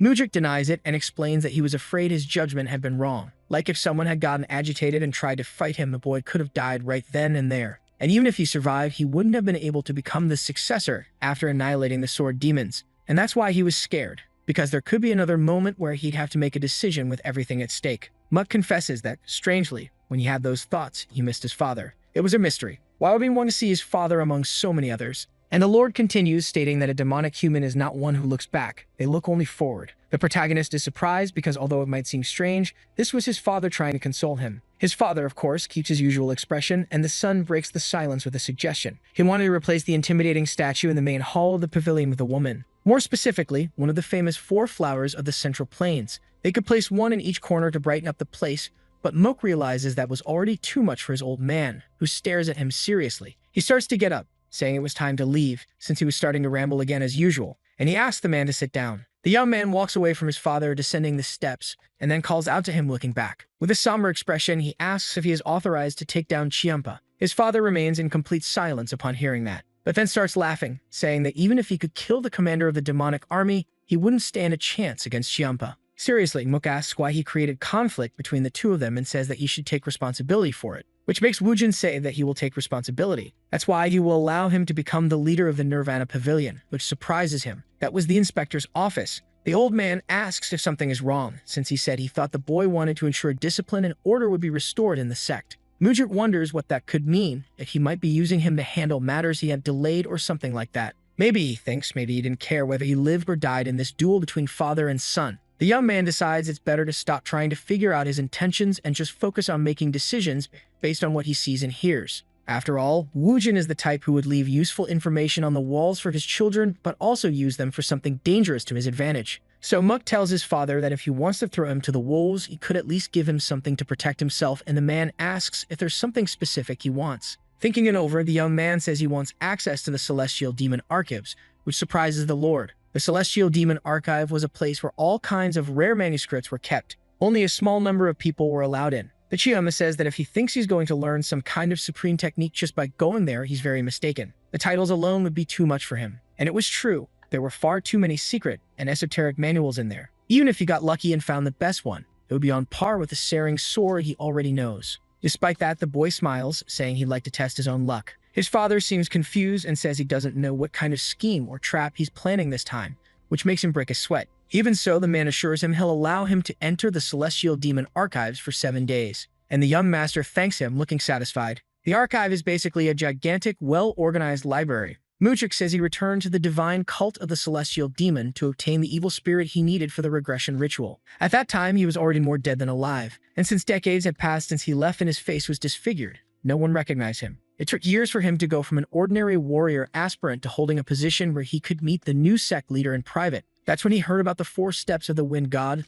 the greatest mobility art consisting of just 4 movements. It was said to be a support technique for the Celestial Demon's martial arts, but at some point its knowledge was lost and no longer passed on. However, the person who obtained the 4 steps of the Wind God was said to be none other than Bakdo-ju, the sect leader at the time. Flashbacks of Bakdo saying he became the sect leader because he found the 4 steps of the Wind God, which were in the Celestial Demon Archives. Hearing that, Mujik asked why people thought the manual was lost if it was in the archives, to which the master replied that it wasn't kept on the shelves as it should be. Back to the present, the young master looks at the floor, noticing a book under one of the shelves. He lifts it with one arm and his mind flashes back to when he asked Bakdo where it would be, and the old man explains that the manual was kept as support for the 19th shelf. Now older, Mujik held that dusty book, which had been there for so long it had left an imprint on the shelf. He begins flipping through the work, which starts with the phrase, 4 steps are enough to cross the entire world. The 4 steps consisted of 4 main forms: the step of shadows, the blink step, the piercing step, and the agility step.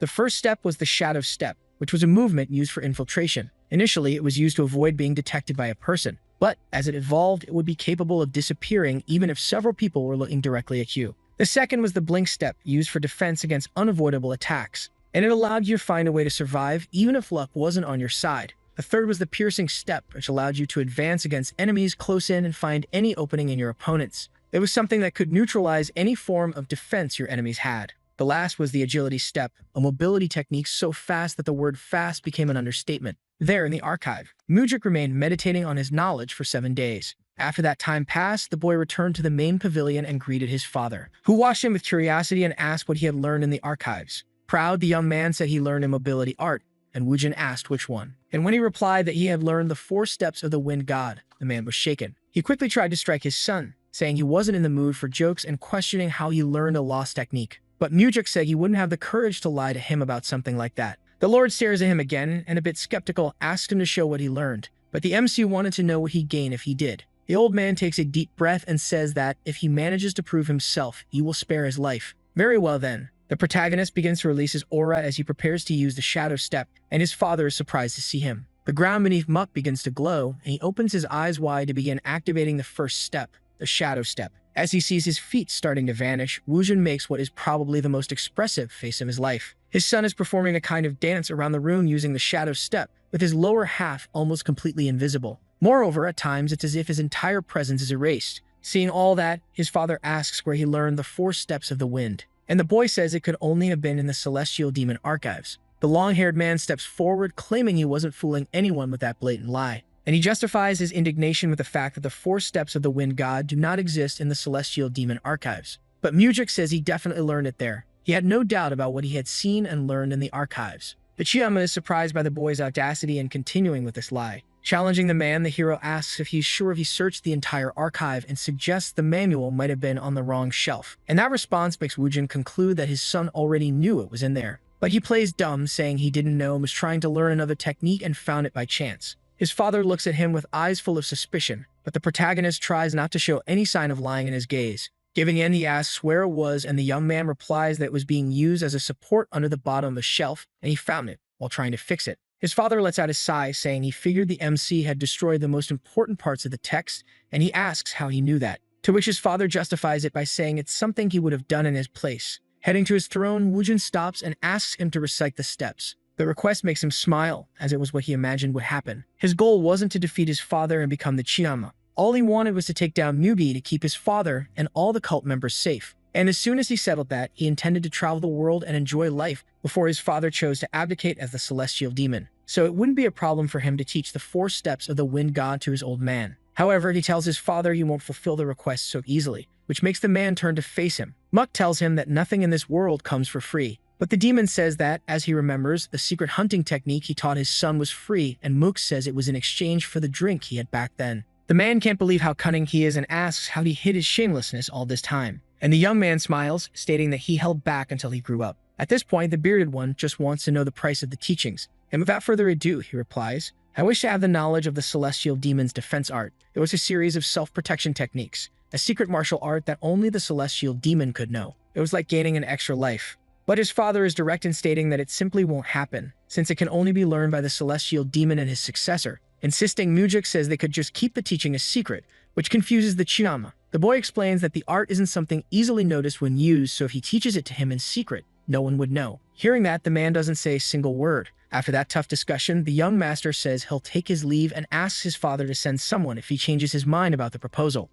However, before he leaves the palace, Wujin says that in return the 4 steps must be taught first, and the acceptance surprises the boy. Now that they were talking about it, he asks if he'd like to learn immediately, and the response makes his father question if he trusted him that much, to the point of not fearing that he wouldn't honor the agreement after learning what he wanted. But Mujik denies it, stating that he's not someone who would do something so shameful in front of his own son. With the tension resolved, his father asks him to proceed and explain the steps. And so the training begins with the boy reciting the information he absorbed from the book. The two continue the lesson for quite a while, and in the end, Mook asks if he should repeat everything again. But Wujin says there's no need, and starts to disappear from where he was standing. The MC is surprised when he turns and sees his father using the first step, just as he had earlier, running around the hall. The boy recognizes his father's success, but it's clear he was doing it quite differently than he did. Could it be that he had some special interpretation of the verses or something like that? When the man returns to his original form, he realizes it really was a good martial art. At that moment, Mujik had made his greatest change since his regression.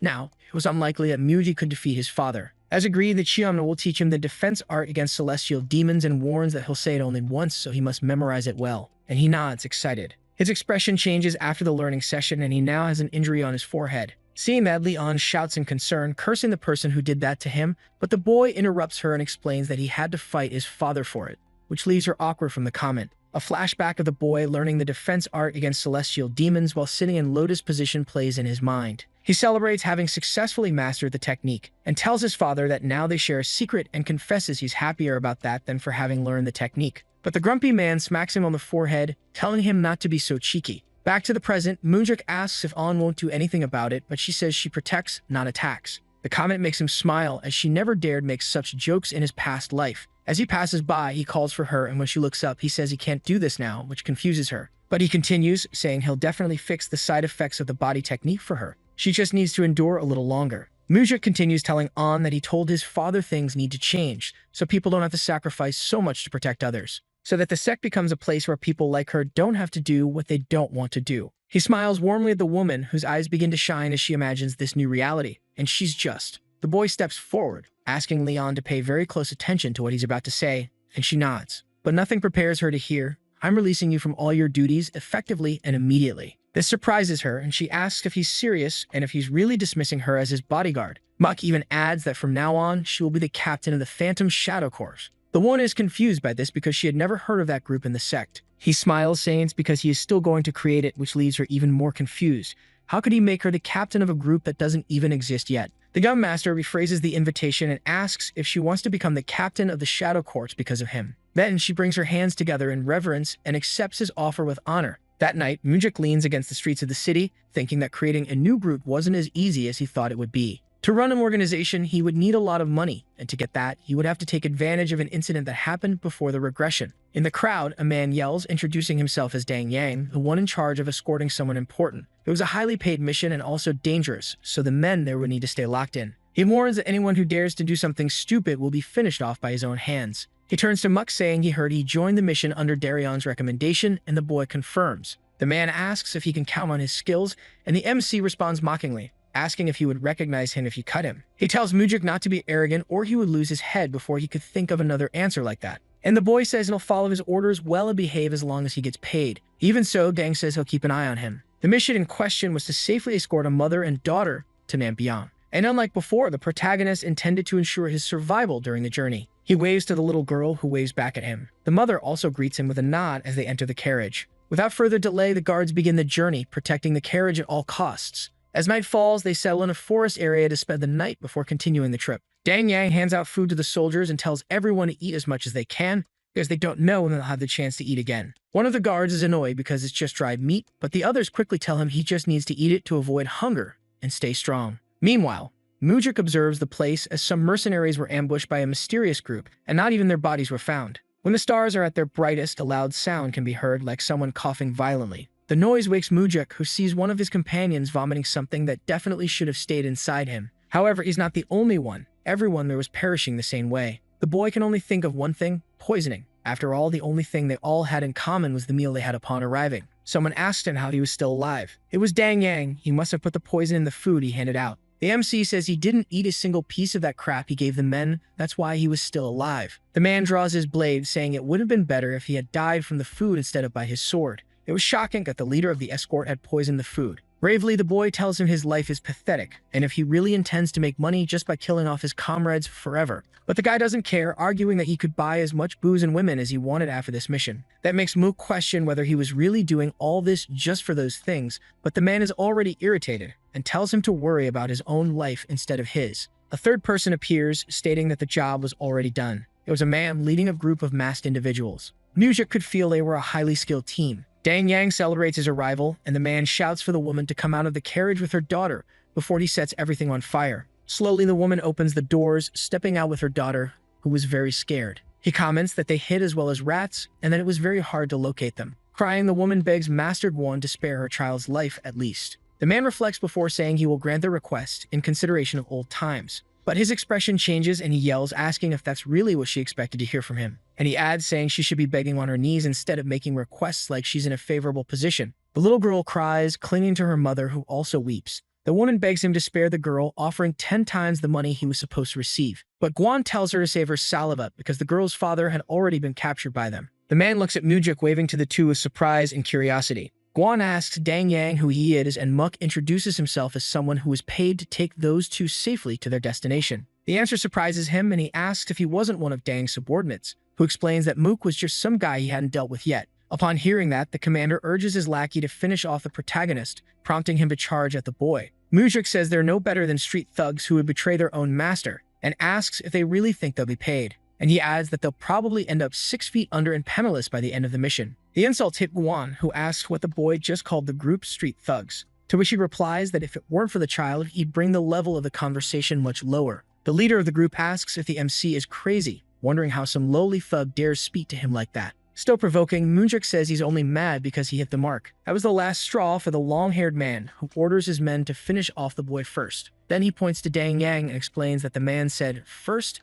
meaning the next would probably be him, surprising him. The henchman turns and asks his master if that was true. But before he can hear an answer, he's pierced through the neck by a blade and drops dead on the spot. From behind, Guan complains that the idiot couldn't even get that job done right, regretting having given such an important mission to a fool. Moonjuk looks at Dang Yang lying on the ground, saying he had written his own tragedy before even getting out of bed that morning. The commander of the group yells for his men to attack the protagonist, no longer having any patience for his chatter. Seeing the group charging toward him, Mook asks the woman to cover her daughter's eyes and ears. She nods and does so, closing her own eyes as well. The hero gives a small smile and begins to emit his cold aura. It was time to apply the 4 steps of the Wind God, and the first would be the piercing one. Surprised, Guan wonders how the hero got in front of him so suddenly. And standing there, he managed to make all the henchmen's heads roll without the slightest effort. Seeing the scene, the man is terrified and asks who he is, but Muck retorts that it's him who should be asking that question to the old man. The woman screams, saying that was Guan, one of her family's vassals, who was supposed to protect her above all else. And she introduces herself, claiming to be Seiyan Jun, daughter of the Lord of the Golden Mansion. That's why Moonjuk hid his identity and joined as one of the swordsmen on the mission. Her father is Aso Jun, a renowned merchant and one of the richest men still alive. He was also the wealthiest man in Fusion and the master of the Golden Mansion. There was an incident where Asu was betrayed by his most trusted vassal and lost his life, and his daughter met the same fate. When Guan notices that Mook is deep in thought, he believes he has the chance to attack, drawing his blade. He slowly aims at the boy, but Mook doesn't even need to turn around to block the strike and finish the guy off. Looks like he's the one who lost his head. Seiyan is shocked by the scene, while the young master finishes the attack by telling his opponent that attacking from behind is a terrible habit. Now it was just the 3 of them, and the woman says she'd love to hire the hero, who replies that with the increased demand, his price had also gone up. But that wouldn't be a problem for her. After all, her family could pay whatever it took as long as it saved her father. The deal was sealed, and they continued toward the destination Guan was planning to take them. Upon seeing the carriage arrive, a bearded man celebrates the mission's success, stating that he had finally captured the 2 and was reaping the rewards of his plans. However, what he finds is quite different from what he expected, and he asks who that is with the girls and where his trusted lackey is. Calmly, Mook says that Guan was no longer among them, and only he had survived the attack. The news seems to shake the man a little, and he asks who managed to take down Guan. As cheeky as ever, the protagonist explains that it was a mysterious master who was young and very handsome. The man fumes, shouting how he could praise their enemy like that. But putting the pieces together, he comes to the conclusion that Moonjuk was the one who eliminated him. The man's reasoning ability was truly surprising. Quickly, his opponent's army surrounds the trio, drawing their blades promptly. The villain says that if he had saved the woman and the child, he should have fled far away, and questions why he had returned straight to the tiger's den. However, the young man laughs and asks where exactly the tiger was, because all he saw were dogs that bit the hand that fed them. Seiyan seems frightened by the henchmen in attack position, and the group leader still didn't know what to make of the situation. I mean, the boy destroyed Guan, and instead of fleeing, came alone to the enemy's base, and he was confident, even when surrounded, so he couldn't be just anyone. Because of that, he respectfully joins his hands,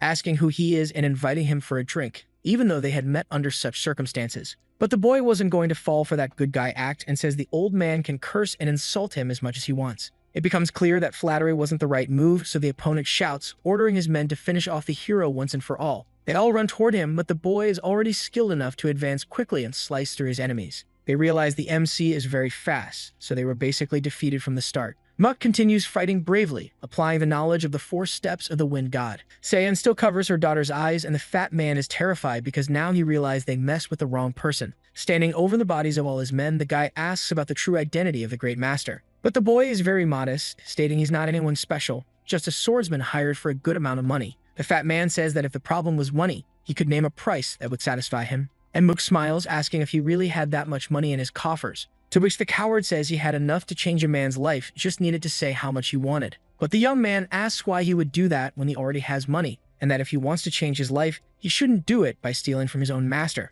The guy starts biting his lip nervously, but someone breaks the tense atmosphere by yelling at Muck to drop the sword. There was another rough-looking henchman, holding Asu hostage. The scene makes Seiyan scream for her father's life. The tension leaves the first henchman's body, who smiles and repeats his friend's line about dropping the sword or else the Lord was doomed. However, Muck lifts his blade upward, which confuses everyone with the movement. Then a shockwave follows the path of the sword, tearing through the ground until it reaches the man holding Asu hostage. Since nothing happens immediately, everyone goes back to being confused about the situation. What they didn't know is that the young master was using the fourth form of the ascending sword art, the Flaming Heavens. The fat man starts shouting and Mook looks at him again, asking if he was sure about what he had said earlier. Seeing the boy walking toward him, the man steps back, completely terrified, begging him to wait. But it was too late for negotiations, and Mujuk tells the man to come at him with everything he's got if he wants to live. The enemy sweats nervously, but thinks that since he used such a powerful sword aura, he must be nearly out of energy. He draws his sword, determined to land the first strike, and end the boy once and for all. However, to his surprise, the MC easily blocks his blow. Even so, it's enough to make his hands sweat red from the grip. The fat man says he'll gather all of his energy and end it now, receiving another block from the opponent's sword. He tries again, this time striking the ground beneath him. The two continue in a heated clash, but still without any decisive strikes from either side. At a certain moment, the fat man grows more confident, thinking Mujuk really was losing his energy. After all, he was too busy blocking his attacks. All he needed to do was keep pressing a little longer to beat him. But of course, he was wrong to think that, as he feels a sharp pain in his chest. It was the young master's blade piercing through him. The boy calls him pathetic, and even says he should have spent his life training instead of giving in to his greed, and adds that for a chief bodyguard who was supposed to protect the Golden Mansion, that was an unforgivable sin of betrayal. Finally, the boy pulls out the blade, making the man's guts spill out, and suggests that he be a merchant in his next life, since he had such affection for money. With the matter resolved, Azu thanks the protagonist. He says he will never forget his help and that he saved his entire family from ruin, and asks his name. Still within the new narrative, Mook introduces himself as just a passing swordsman, which makes Azu laugh, saying that not even the king of travelers could defeat his men so easily, which flatters the young man. Seon interrupts the conversation, informing her father that she had promised the boy a monetary reward. To which her father responds by saying she did a great job and that's a promise they can keep. And he tells the boy that if he needed money, he had come to the right place. Muck smiles, since that was exactly the reason he did this in the first place. Inside the mansion, the old man explains that since he saved their lives, they should give him everything they have, but that would be very difficult to do in reality. And the boy also says he would never dare ask for so much from them. Asu says that although it would be good to determine an exact amount to give him, the young man could simply take as many coins as he could carry. The offer even scares the hero. The only condition was that he couldn't use any carts or ask for help from others, but of course he could use his own internal energy. Uncertain, Muck explains that he might be able to take more than the old man expected under those circumstances. But the master explains that if it weren't for him, his family would be crossing over at that very moment, and it was only right to reward him accordingly. The protagonist is happy that his hard work paid off and thanks the man for his generosity. Asu slowly opens the gate to his vault, and the boy enters promptly while he and his family watch from outside. The one comments that with his level of martial arts, he'll be able to carry much more than one would think, asking if her father was sure about this choice. And the bearded man asks if there's anything in there that could be more valuable than the protection they received today. Sweetly he adds, just having you and Yang safe is already enough for me and my daughter, which moves her deeply. The two comment that the hero is not just anyone, and the young woman says he's hiding his true strength, but was exceptionally skilled despite being so young. However, her father didn't just notice his abilities, but also the indescribable aura the boy carried. He had met countless people by now, but had never met someone so young, calm, and with such a unique presence around him. Money was something that could always be recovered, but they might never again be able to build a connection with someone like him in their lives. And that's why the old man didn't care how much Muck would take. The more he takes, the deeper the bond they'll create. The father's words seemed to truly touch Seon's heart. Back at the Heavenly Demon Pavilion, the young master had already sold all the treasures he obtained at the mansion. There was too much for his single shop to buy, so he went to different stores and markets to exchange the items for coins and bills. And this little game generated a total of 38 million in currency, which was enough to start and manage his organization. He enters his father's throne room, who as usual is at Myung's side, who comments on the reports used to make important decisions for the sect. Decisions that determine who lies and who doesn't. Sometimes Muck wondered if that was a life that truly made his old man happy, or if, just like him, Woojin was forced to fulfill a role he didn't want. His father speaks first, commenting that he knew about his departure, and the boy confirms, explaining that he went to get some money for himself, which was very unusual to see. While it's not like he could live off daddy's money forever, right? He explains that he'll need a lot of funding from now on and gets questioned. Then the young man reveals that he intends to create his own faction, which surprises both Woojin and Myung. When they ask what he meant by that, Mook says that each of the supreme demons had one, and to deal with them, he'd also need his own. But his father says that can't happen. If he creates a faction, his brother will want one too, and their family and the cultists will become divided, and he forbids it. The comment doesn't surprise him. It's not like the protagonist expected his approval right away. Then Muck pulls something from his cloak, saying it's for his father and Myung, who become curious about the gift. He takes the package and opens it, immediately asking what all that money was for. And Mujik responds that it would be Woojin's allowance, who becomes alert at those words. While the son smiles, Myung seems to grow more nervous by the second, and his father even more so. But calmly, the old man explains that he already has plenty of money, and the boy nods, saying he knew he was like the richest man under the sun. However, he explains the amount he gave was his first allowance as his son, to thank him for giving him life and raising him. It's hard to say what his father is thinking, but Mook states that he just wanted to do this at least once and wishes the old man a great afternoon. Mook slowly walks away, leaving the palace,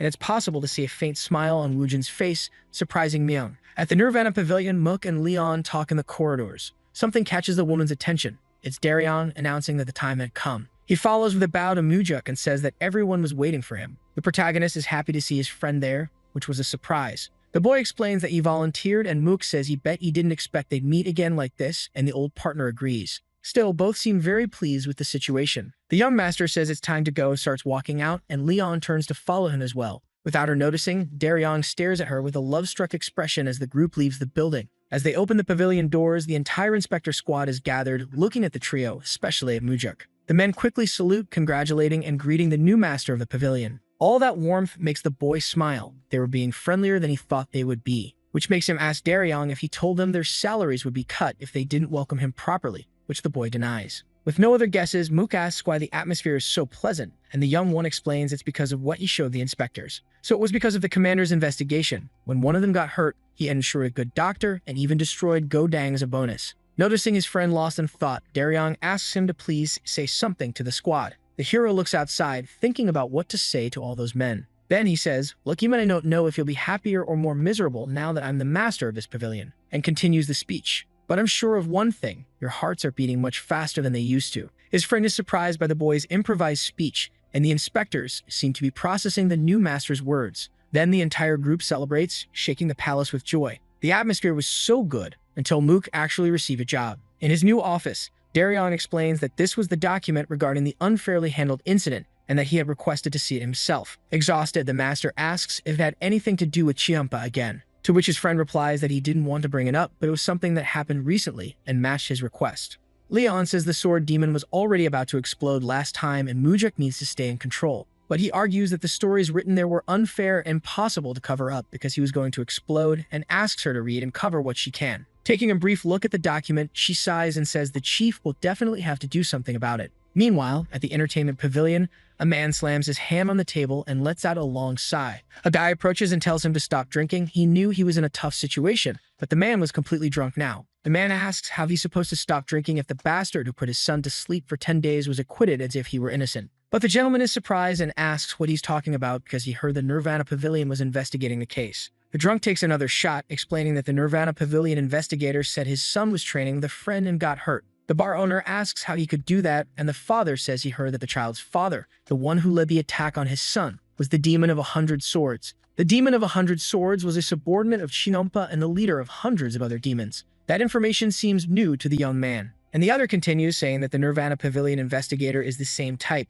No, actually, he was far worse. His companion tells him to lower his voice, saying he doesn't want anyone to hear him say that, but the drunk doesn't care what they do to him. Trying to advise him, the bar owner says that in times like this, he needs to stay strong. But the father cries and says that if his son doesn't wake up, his wife won't be able to live either. And if that happens, he'll have to take justice into his own hands. A third person asks if he really thinks he can kill him, and they turn around, surprised to see a group of men. The father asks who they are. But instead of an answer, one of the guys asks why he's going around saying he's going to kill someone else's precious son. He realizes that was the guy who put his son to sleep and tells him to give his life back, since they hadn't heard a single apology from him. The boy tilts his head, saying he's very sorry for committing such a heinous crime, that it will never happen again, surprising the father. And as he stands up, he asks if that's good enough, saying he can't say he never apologized now. The man is very surprised, while the boy's friends look smug about the scene. Full of hatred, the man grits his teeth, calling him a bastard while pulling out his sword. But since he's not a real warrior, the boy steps in with his fist raised,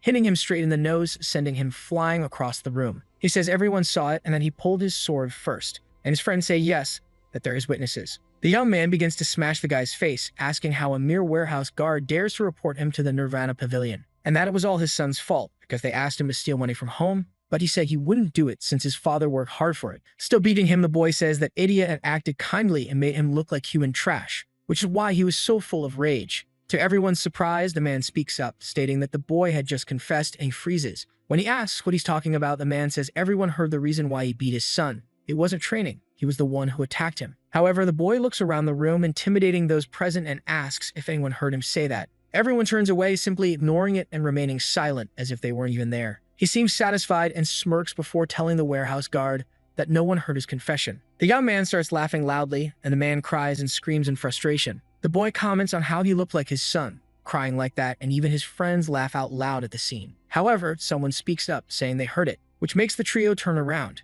It was Mujuk, who slowly enters the room with his companions. The bully turns, asking who the hell said that, and faces Muck, who asks how he dares to speak so rudely without even knowing who he's talking to, like a spoiled child. His friends seem nervous about the young master's presence. The boy apologizes, saying he's being too emotional and hopes the MC isn't angry. But his mask falls when he asks if he really thought he would say that. And even without knowing him, he concludes that Mook wasn't afraid of danger to walk in there like that. Muck smiles, saying that if just being the son of the demon of 100 swords allowed him to act like a tyrant in public, it meant his father was powerful around there. The teenager asks if he's really trying to belittle him just for being only his son. When the man who was getting beaten understands what's happening, he asks if that was the second young master. Everyone is surprised and wonders what the second young master is doing in a place like that. Realizing he's in trouble, the boy stammers while confirming that it really is the second young master. But Muck tells them to relax and says he's there today as the master of the Nirvana Pavilion, which makes Leon ask if that wouldn't make him even angrier, and the friend plays dumb. The thug apologizes for not recognizing him, saying it seems he committed great disrespect because Mook looks so young,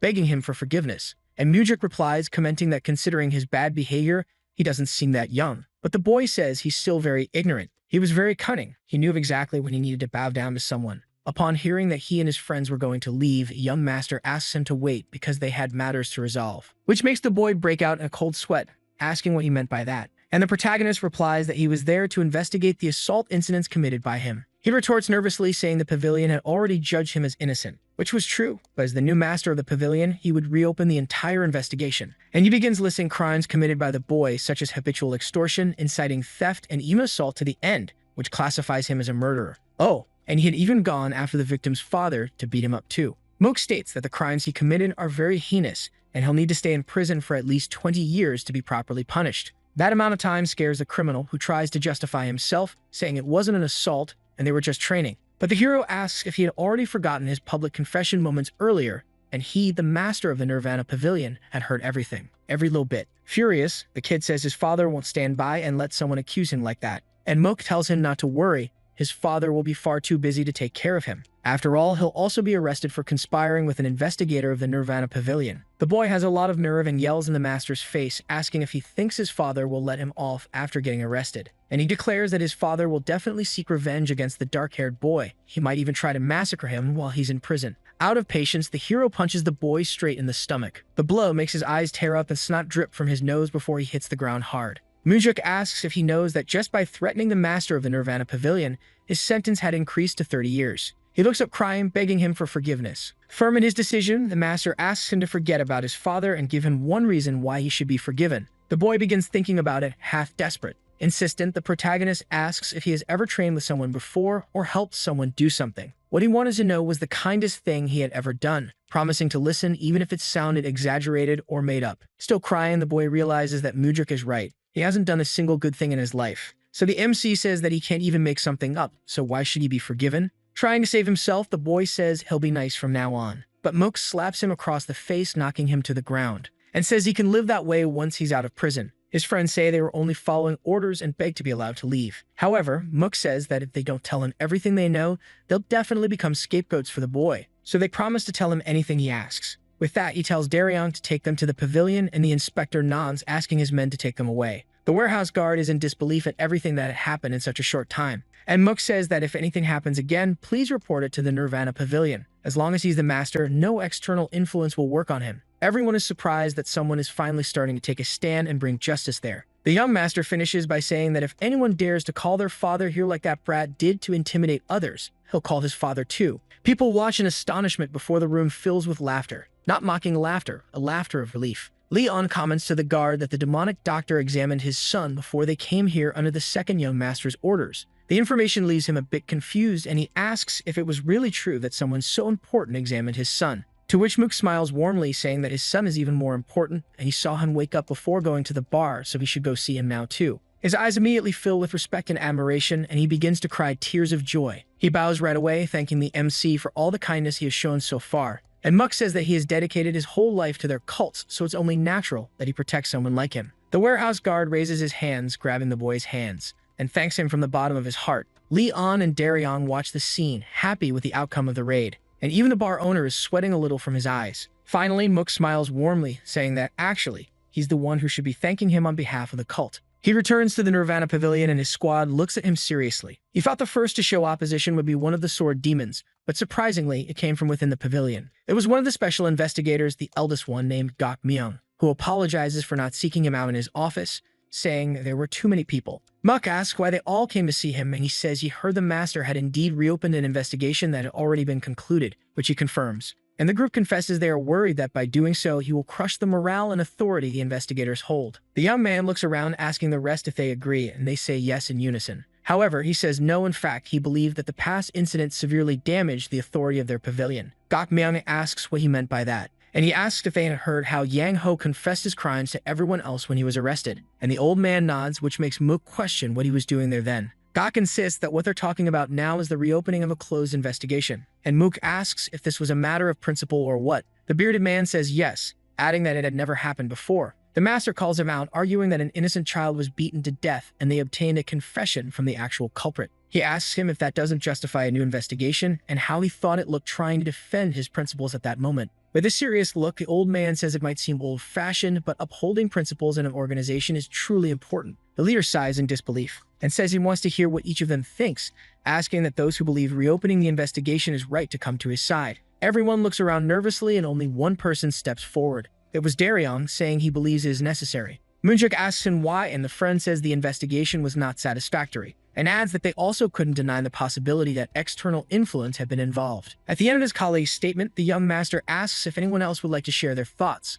A tall, gray-haired man agrees. He introduces himself as Ik Ho, the man who had been beaten during the investigation, and says he hadn't been able to thank him before and is very grateful for his help. The others still seem worried while the two briefly talk about the state of the young man's injuries. Muck looks at them, specifically calling for investigator Zhang Hua, who steps forward. Since he was the investigator in charge of that incident, it was important to know what he thought, but all he says is that he investigated thoroughly. The protagonist thinks for a second and asks if he received any bribes. The man panics at the question, and Gok asks how he could insinuate such a thing. Angry, the young man begins to release his aura and tells the old man to stop speaking without his permission. The entire squad appears extremely tense, and he repeats the question to Zhang Hua, asking if he received money from the demon of the 100 swords. He swears on his life that he didn't and even says that if the young man doesn't believe him, he can investigate him. Muck smiles, saying he already did, and he truly didn't take any money, but the investigator's expression remains tense. Everyone is surprised, and Gok asks if the master conducted an internal investigation on the investigators, explaining that it was not allowed. But the young man had done so under direct orders from the cult leader, and those words give the old man chills. Bluntly, the young man asks why he covered up the investigation if he didn't take any money. And Zhang Hua says he didn't cover it up of his own will, which makes Mook ask if he was threatened with his sister's safety. And he even states that based on the results of the investigation about him, he was so incorruptible that it was hard to find someone like him. Since he hadn't believed the results, the MC investigated him personally because he didn't believe anyone in the world would refuse money. However, surprisingly, he was just as incorruptible as the report had said. Zhang Hua is surprised by the statement, and Mook asks why someone so clean would do such a poor job investigating and covering up something like that. That's when he discovered his great weakness, his sister, his only family member. Gok asks if the friend had really been threatened, and he remains silent, which makes the old man shout for him to answer. At this point, Moonjuk understood why the bearded man had taken the lead and gathered everyone there. Zhang Hua is a subordinate Gok truly cares about. The old man only showed up to ensure his record remained untarnished. The master tells the young man not to worry about his sister, explaining that he already sent warriors to protect her until the incident is over. They seem surprised, and Zhang Hua asks if he's being serious. The protagonist nods, which brings tears to the investigator's eyes. Soon he says he committed a grave offense, falling to his knees to Gok's surprise. The hero says he shouldn't have done that even if he was threatened, and the man knew that and states he will accept his punishment willingly. The other inspectors look at him with concern for their companion, but Muck tells him to get up and states that if this had happened after he became the pavilion master, he would not have forgiven him. But since it happened before he arrived, he'll make an exception for the subordinate. The surprise is so great that the man asks if he's really forgiving him, to which Moonjuk confirms but asks him to remember that it was he who forgave him and his history of honesty was the reason why. However, that life no longer exists, due to this incident, and his master wants him to start over and become incorruptible once again. Zhang Hua starts crying even more and thanks him repeatedly as the others watch. Muk then shouts, telling them to listen to what he's about to say. Now that I am the master of the pavilion, I see your families as my family, which meant that if anyone dared mess with their family, he would crush them personally. And he decrees that from now on, he will not allow his pavilion to be influenced by external forces. In return, he promises that he will not let anyone go unpunished for messing with them, and if they ever receive a threat and tell him, he will protect their family. Mujik asks if he doesn't seem trustworthy enough and states that if the answer is no, then they should trust the leader of their sect. The young man says that even if he has to beg his father for help, he will do it. So if anyone dares to influence them from the outside, they must report it. And he adds that he will make sure the squad can always do their work with their heads held high. Satisfied with the speech, the young master smiles warmly at his new subordinates. Our boy says that the Nirvana Pavilion will function as it should, once everyone's family is safe. No matter who it is, the boy believes that if someone has the courage to commit a crime, then they should be punished. Even if it's a member of his own squad, he makes it clear that he will not let it slide. And he even says that if his father, the cult leader, commits a crime, he will also hold him accountable. That last sentence shocks the group. Mujik declares that he does not fear the cult leader or the supreme demons. His only fear is that the Nirvana Pavilion will become useless, like if they're not able to protect the ones they're supposed to protect, while those who should be punished go free, smiling without them being able to stop it. In the middle of the speech, one of the subordinates speaks up, drawing the others' attention. I know it's late to say this, but I want to follow our master. It was a woman who Dariang introduces as Zhou Hian. She walks forward, leaving her colleagues curious about her intentions and actions. And finally, she positions herself beside Dariang and Mujik. The others also step forward and all position themselves behind the young master. All except Gokmyeon, who looks at them in disbelief. Unarmed, Muk states that if he really wants to turn his ideals into reality, he'll need his experience and assistance, and he extends his hand asking the old man to help him with that. Gok thinks for a moment, staring at the boy, but this time, he accepts the handshake and thanks him for the invitation. The two seal the agreement with a somewhat shaky, but genuine handshake. Then the protagonist orders Dariang to go with the pavilion's warriors to arrest the demon of the 100 swords, Yang Tai, Yang Go's father. Upon hearing that, Gok argues that the demon would not surrender. After all, he had the 100 sword demons with him. And the young man says to ask him to come however he wants, because if he doesn't, he will be accused of staging a rebellion. At the meeting with Yang Tai, the old man greets Mujik, calling him second young master, to which he responds by asking to be addressed as the master of the Nirvana Pavilion,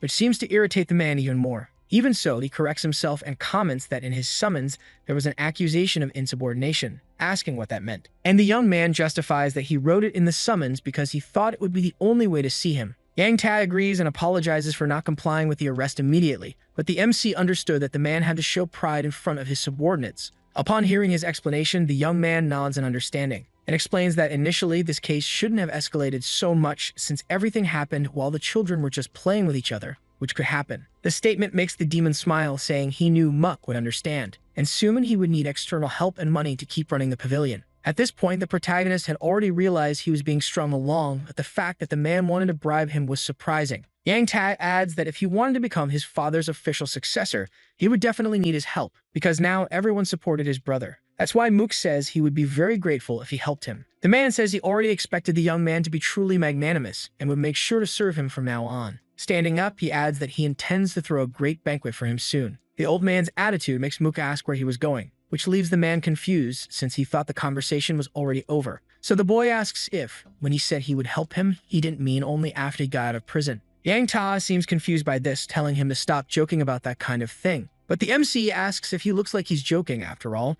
they were talking about him threatening to make an investigator's family member disappear. And the muscular man replies, claiming he was sure he had already said he never made any threat. Crossing his arms, Mudrik says he couldn't care less about what he said, because he received a testimony from the investigator who was threatened. And the rules of his cult dictate that the testimonies of its warriors carry more weight than those of others to protect the investigator's authority. It's understandable that the demon didn't know about that clause, since the master himself had only recently discovered it, but he makes it clear that it was because of people like him. Just like Yang Tae, there were many others who thought they could get out of these situations just by talking. Mook states that if he confesses now, his sentence would be reduced by 10 years. However, if he doesn't, he'll get a 20-year sentence, no negotiation. Hearing all that makes the demon ask if the pavilion master had completely lost his mind. And the young man says that if he needs to be crazy, so be it. After all, to deal with people like the old man, he had to let go of sanity a little. Still, he would give him a few minutes to think about the offer, and the man asks what exactly the boy is doing this for. The MC repeats his question, and begins,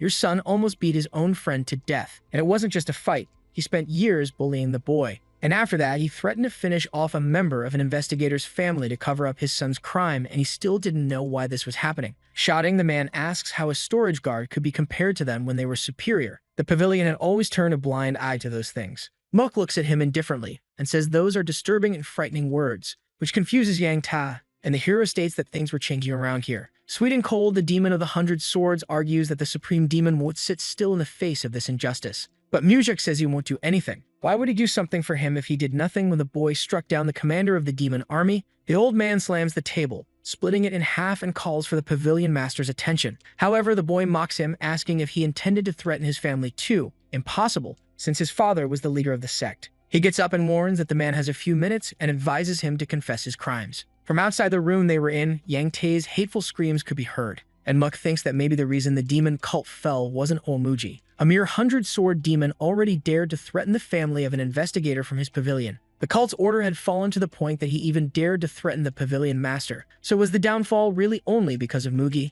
The young man arrives at the courtyard and is surprised by what he finds. It was Chiampa, drinking in the middle of the courtyard. Muk stands there staring at him, and the old man raises his cup in the air, toasting him before beginning to drink. The man finally greets Mujik and asks if he prefers to be called Second Young Master or Master of the Nirvana Pavilion. The young man stares at the demon in silence for a long time. Then Chiampa invites him for a drink, and so he does. As he sits down, the old man asks if he hadn't warned him that nothing good ever comes from these frequent meetings. And Muk retorts, saying it's him who keeps seeking him out. The comment causes the two to stare at each other intensely. The tension is so thick that the guy has to take a sip of his drink before continuing the conversation. Then he comments that he sensed something new about the boy, and when he made a request to the sect leader after winning the fight, something lit up in his mind. He says that if someone is smart, they really should make that kind of wish. And Mujik agrees that he made a great wish. Grabbing the bottle, Chiampa says it all started that day. He pours a drink for the protagonist, saying that he made his blade start crying, which leaves him very confused, asking how it could be crying just because of him. And he suggests that it was more likely lamenting, and the old man asks what he meant by that.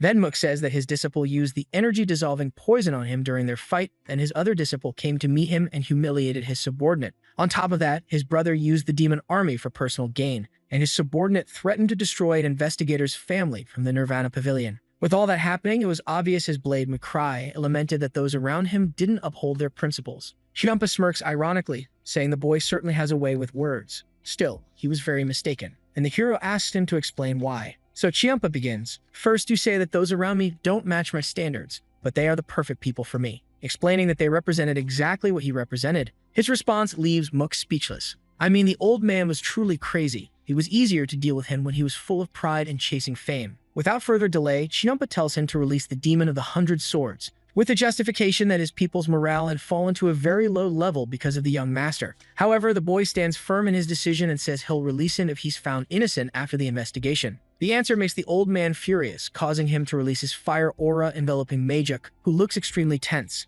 Chiampa's demonic energy was on a completely different level. Now he understood why Wujin had said it wasn't the right time yet. Snapping the young man out of his thoughts, his opponent offers him a piece of advice, but the boy interrupts him, asking him to stop with that, which surprises the man. Tired, he tells him that if he's there to ask for a favor, he should just do it. He definitely doesn't need to give advice while doing so. Chiampa grits his teeth before releasing the boy from his destructive aura. A bit begrudgingly, he mutters, "You're right, it's rare for someone to speak so directly to me." To which Mok responds that he better stay on guard, since stagnant water is bound to rot. But his enemy says no one stays stagnant because they want to. After spending some time in the water, they start to enjoy it and miss the chance to get out. And the young man replies that's exactly why he shouldn't place himself in rotten waters, and advises him to take this chance to get out of the dirty water, since Yang Tao was not someone worthy of his protection. The man takes another sip before asking if the MC would accept a drink from him, extending the cup. Muk thinks for a moment before responding, but accepts, allowing the old man to pour him a drink. He concludes that he'll follow his advice about getting out of the dirty water, which the boy considers a very wise decision. However, the condition for doing so is that Mujik becomes his water. What was he saying?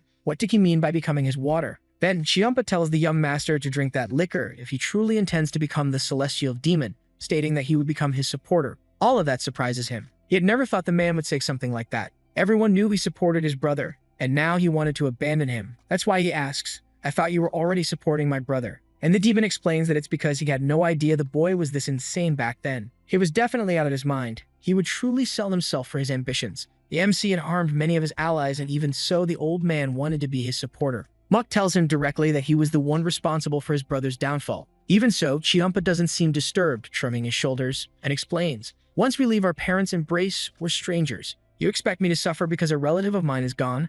I think you're suffering more than I am." He continues his argument. "It's not like I'd officially decided to work with your brother. Even if I had, I could always change my mind." Muck asks if, with his support, he'd also have an entire army by his side, but still didn't understand why he was choosing him now. Chiampa replies that upon seeing his madness and courage, he thought he could bet his fate on the boy. The boy asks if he chose him because he was crazy, which makes the old man laugh before confirming, saying he intended to devour his madness completely. Mujik seemed to be starting to understand him for a moment, and thinks that if he were younger, he might have believed his words just because he was inflating his ego. But he knew the dirty little games the old men played to manipulate the younger ones. He had asked if the protagonist intended to become the celestial demon, as if that would be achieved simply by working with him. The young man lowers his cup and says he's thankful the demon thinks so highly of him, and that it's time for him to do what was entrusted to him. Chiampa stares at the boy's cup before being hit by his question. "What do you think my father would say about this?" And he suggests that he would accuse him of avoiding hard work and playing politics when he'd been given such an important role. But the old man asks what he thinks would happen if he did well in the role of master of the Nirvana Pavilion, arguing that if the sect leader intended to keep him as the pavilion master, Mujik would just rot there forever. There was only one path, and that was to choose whether or not to become the sect's heir. Chiampa still says that the cult leader would probably pay even more attention to him if they worked together, because just being chosen would make him more visible. He wasn't exactly wrong, but there was something he'd forgotten. The desire to set the hierarchy of the sect right wasn't just his,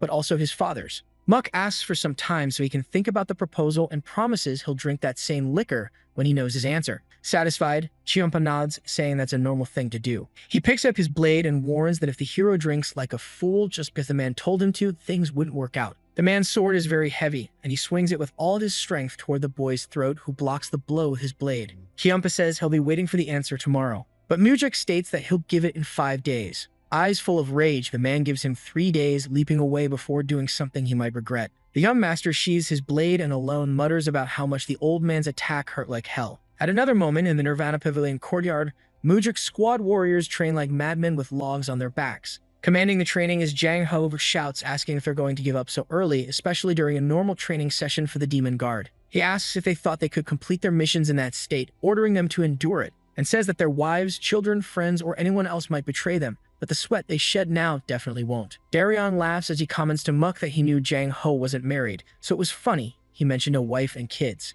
and his friend agrees, laughing softly. He changes the subject, asking how his colleague managed to pull it off, and the young master asks what he's talking about. The guy refers to the apology statement published by the Southern Blade House. He couldn't believe they actually admitted their mistake. It was unheard of. But Muck says that if he's so curious, he could go ask them himself, and Darion scolds him, saying that if he went there now, he'd come back without his legs, but Muck denies it, saying that even if he danced on their turf, he'd return in one piece. That leaves the guy confused, but Mujik's thoughts shift back to Chiampa, who was still waiting for his answer. Changing the subject, he draws attention to the matter of Yang Ta and his son, and orders that they be sent to a prison where contact with them would be very difficult since they had to be punished for what they did. His friend nods in understanding, and Mook continues walking. If he hadn't interfered, the pair would have continued brutalizing others for the rest of their lives, while Guak Su and his family, the victims, will have lived in misery. Because of people like Yang Tae, there were other victims of his actions that the MC didn't know about, and more victims would continue to appear. But he was willing to stop these people from causing more harm. At night in the Demon Village, some people stopped to observe the Nirvana Pavilion sign being placed in front of a building.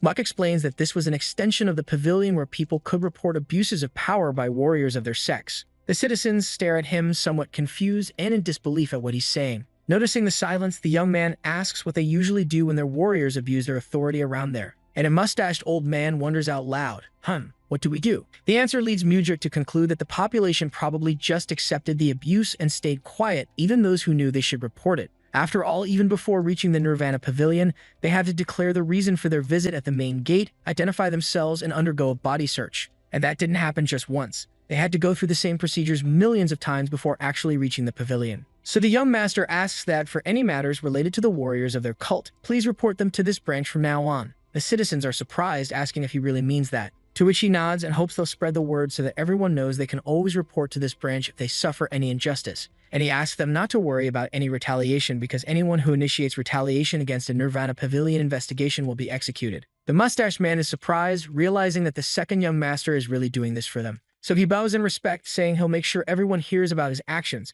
which makes Mook smirk slightly. He reflects on how, with the Nirvana Pavilion at the center, they'll be able to protect villagers, low-ranking warriors, and those who suffer injustice for being weak. The clan would be teaching everyone an important principle by doing this, that everyone's life there holds the same value, and that's how they would move forward. The young man walks to his house and upon entering his courtyard, notices Chiampa leaning on his sword, just like the other day. Seeing him, the old man asks if he's ready to drink the liquor he offered. Muck sits down, nodding affirmatively. Then Chiampa picks up his liquor bottle and pours the liquid into the boy's cup. Still, the tension is high between the two, who keep staring at each other constantly. After finishing pouring, the demon asks him to drink. However, Mook looks him in the eyes and says he'd need a little snack first. Chiampa seems impatient, but still asks what kind of snack the boy wanted. And Mujik states that he would need the demon army, which makes the old man's eyes widen. Trying to clarify, the young man says, "Please put the demon army in my mouth." The deafening silence settles as Chiampa thinks about what he just heard. When he finally speaks, he calls the boy's attention to explain that the world doesn't work that way.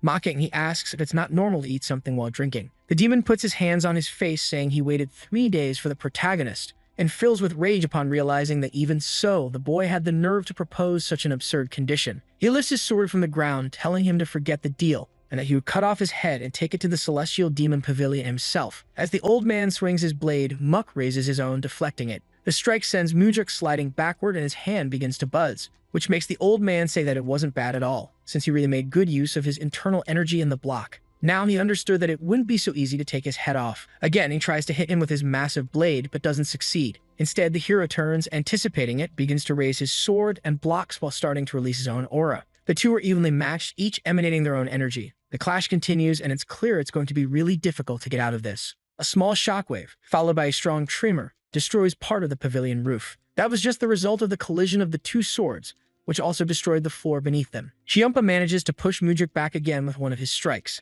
but the old man realizes that the young man was truly strong when he notices his own hand trembling from the attacks. He grits his teeth upon realizing the boy had managed to make a small crack in his blade and comments that it was quite interesting. Returning to emanate his red fire aura, Chiampa seems truly furious. Mujik looks at the scene, sweating nervously and grinding his teeth, while thinking that he wants to try using the 4 steps of the Wind God to fight him. He was very curious to know if he'd be able to stop the Step of Annihilation. However, assessing the situation, he concludes that he still can't use it. He had time on his side and wouldn't risk losing due to not having enough internal energy. From afar, the young man shouts, "Please, give me the demon army." And his words seem to provoke the old man's anger even more, who asks who he planned to appoint as commander, since he himself was busy as master of the Nirvana Pavilion. Mujik states that he would like to appoint Jang Ho, the third main commander, but Chiampa asks if Jang wasn't on his side, saying that all that greed would be his downfall soon enough. He says it was the old man who wanted to use madness to devour everything and had also suggested they work together, and the path of madmen could never be normal. That surprises the demon, who asks what the hell he meant by madmen. And the boy insists,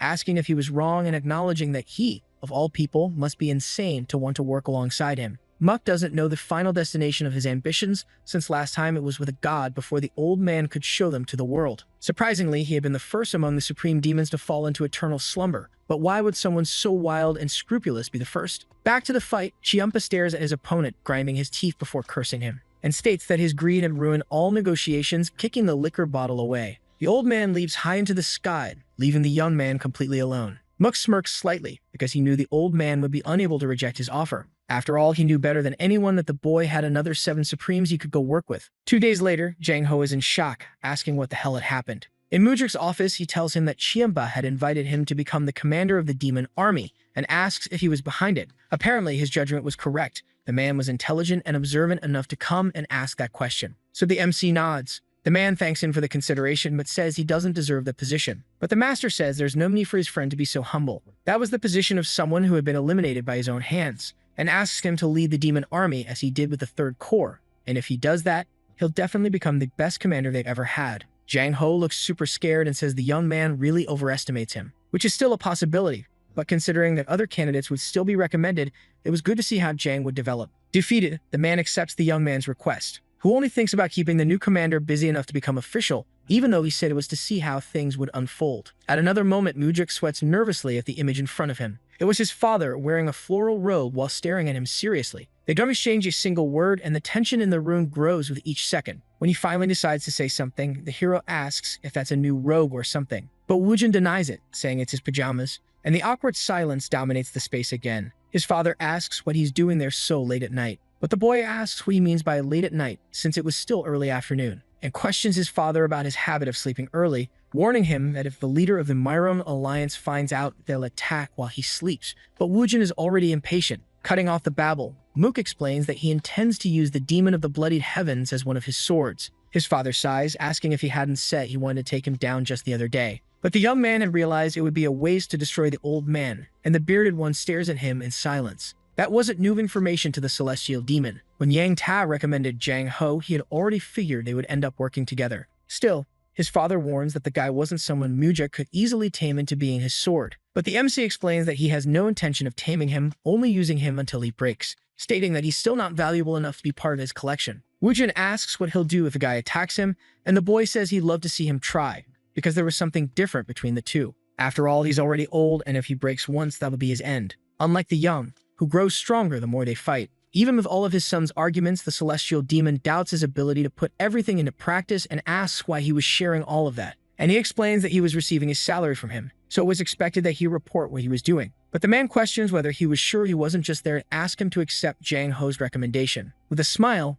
he denies it, saying it's the opposite, and he asks that he not accept the recommendation under any circumstances. That makes his father curious. How come he wanted him to reject someone he himself had recommended? So Mook explains that his plan was to use the opportunity to show the old man his place, since he acted as if he were superior to everyone, even Woojin. The answer leaves the mustached man thoughtful for a brief moment, until he recaps what his son said, questioning if he was really giving up the demonic army and telling him to stop wasting time. The boy expected this reaction, but says that's exactly it, and he had something to gain with Chiampa, something that would only be guaranteed if things didn't go his way. And that thing is more important than the demonic army? His father asks. He explains that in a way, yes, but that he would still take control of the army, all of it. Woojin stares at him seriously before turning his back, telling him to stop being ridiculous, which makes Mook smile since there was nothing more ridiculous in the situation than his father's little outfit. At the celestial demon's palace, Woojin was hearing about how, even though things were slipping out of his control, Mook had stood out within the sect lately. He looks at Chiampa and questions whether that wasn't happening because of him. But the old man denies it, stating that it was all because of Mook himself, and that he had only recently realized the boy's aptitude. Still, Woojin is convinced that Mujik was still very immature, and the word makes Chiampa reflect before saying that was the reason for his visit to the palace. He would like to take him to even greater heights, and the leader replies that it would be a great opportunity if he truly wanted to help, and that he could do so. The old man thanks him for the authorization, and taking advantage of the fact that he was giving permission to help, he asks for a little push, but Woojin asks what exactly he means by that. Chiampa explains that he wanted his permission to personally select who would be the new commander of the demonic army. The request reminds him of his son's words, who had been quite firm in not agreeing with the other demon's recommendation. So he explains that it would be difficult to allow, and the man tries to argue, justifying that his son also wanted that. Feigning sincerity, Woojin says it was clear he had already done a lot for his second son, and it was time to consider the feelings of his firstborn. Chiampa begins a sermon about what he had learned raising his disciples. And the main thing was that if they were going to support someone, they had to choose only one person. He was heavily criticized for that in the past. But honestly, the celestial demon couldn't care less about his life lessons. Unlike him, who has such a generous heart, he had no problem crushing the first person who dared say something against him.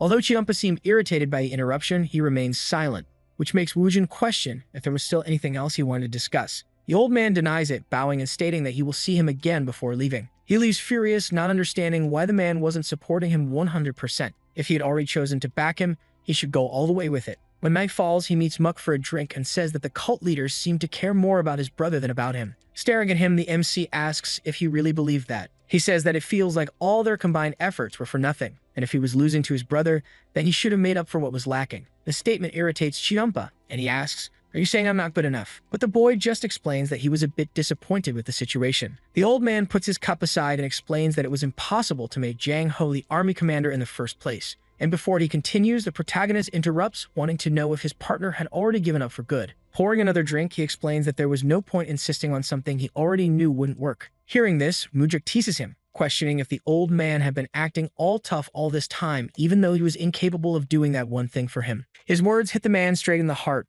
What did he mean by that one thing? And acting like he was tough, get real. But the boy said he was the one who offered to support him, and the other retorted, saying the MC was the one who chased after him like a child for something impossible. Mook has a lot of nerve to say that, in that case, he should have refused his proposal right away and not recommended Jang Ho as commander the next day. He draws his blade, marking a line on the ground between the two. Starting an analysis, he says that earlier he mentioned that this was what the sect leader thought of him, so he trusted him and stood on the line. But drawing another line, he suggests that one was a better representation of Chinumpa's relationship with Wujin. The old man watches the kid's reasoning, who stares at him with an air of superiority. It was a win. He clearly had nothing more to say about it. And the boy adds, "If I were you, I would have made it happen, regardless of the circumstances." Staring at him with hate, Chiumpa suggests he tried, since that was the case. But the boy doesn't understand what he means by that. And the old man explains, "Didn't you mock me, saying I'm incapable of doing this little thing? Then you must be able to do it without much effort." Muk asks what he would gain if his father accepted the request, but Chiumpa is sure the spell would backfire on the caster in this case. He had no doubt that his father would reject him, just like he did Chiumpa. He definitely knew Wujin like the back of his hand. So the young man asks if this was a bet, which surprises the old man. Even so, he accepts. The condition was that if the MC failed, he would go to his side without complaint and stop asking him for things, making the young man ask what would happen if he won. Chiumpa can't think of an answer immediately, and the two stare at each other. Then he says he would give him whatever he wanted, and Mook says he wants an elixir made by the demon, one better than the essence of the demonic pill, which is absurd to the man who rants about how hard it would be to find an elixir like that. But that's exactly why the hero suggested it. He had a reason to ask for the elixir, a rare elixir that would give him more energy than the essence of the demonic pill, and he knew the old man had the divine pill with him. And he argues that if he couldn't make Jang Ho commander nor get an elixir for him, then there was no reason for them to work together. Chiumpa finally gives in, stating that if the boy could make whoever he wanted the commander, he would get his elixir. Muk draws his sword, saying that this was a promise. The two clashed swords, signaling that this was a mutual agreement before walking away. It was perfect. If he consumed the divine pill in addition to the essence of the demonic pill he had already taken, he wouldn't lose to any supreme demon in terms of energy. And he already knew how to make sure he'd win the bet. So he asks Myung, his father's advisor, the likelihood of Jang Ho becoming the commander of the demonic army, and asks that he be 100% honest with him about it. The advisor sighs deeply before responding, and upon thinking says it was less than 10%, and the boy says he heard Chiumpa had recommended him. But the man explains that Wujin rejected the proposal and says he knew him well enough to know he wouldn't change his mind without a very good reason, which in fact he knew very well. And he suggests what would happen if another supreme demon also recommended Jang Ho. The suggestion leaves the advisor thoughtful. Mudrik is more than sure of his plan, and he already had someone in mind. That night, Myung continues working, looking at his book, but clearly thinking about something else. His conversation with Muk. Two supreme demons recommending the same person. That had never happened before. And if it really did happen, there would be a great chance of Jang Ho becoming commander, which would justify the change in plans. But he questions the boy if that could really be done.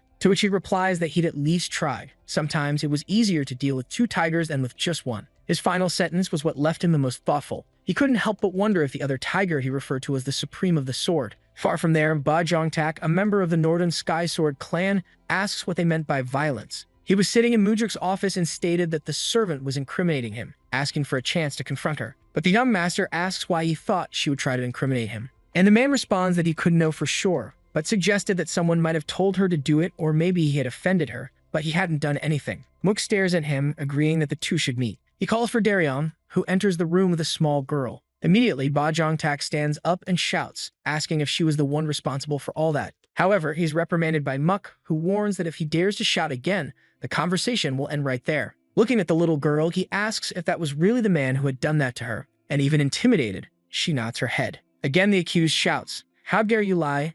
And look at her. She's trembling. She's afraid of being caught in a lie. The protagonist explains that she was like that because she was scared, which offends Ba Jongtak, who asks if he was taking the girl's side. To which he replies that he heard the man had told her he would go after her family if she tried to expose him. The statement leaves him speechless, and he asks if his superior really believed what the girl was saying, which makes him look at Daryon for a moment. Two more women enter the room. The man looks shocked to see them, while the young man confirms that he must remember them, as they had all been his servants in the past. Stammering, he confirms, commenting on how they had grown. The two stare at him with expressions of discontent. But Mudrik tells him to stop pretending to be a nice guy because both of them had already testified. The guy's modus operandi was always the same, as was the way he treated the girls, using them for 3 years until he found someone to replace them. Looking down, Ba Jongtak justifies that it was just a mistake he made when he was drunk, asking for forgiveness. And he even claims that none of the others who touched their servants ever went to jail before. Apparently, he had done his research thoroughly, according to Muk, who agrees with the man's words. He swears he would never do anything like that again and could even write vows promising it if the MC wanted. But the dark-haired boy says there was no need to go that far because he wouldn't send him to jail. That statement surprises the girls present in a bad way.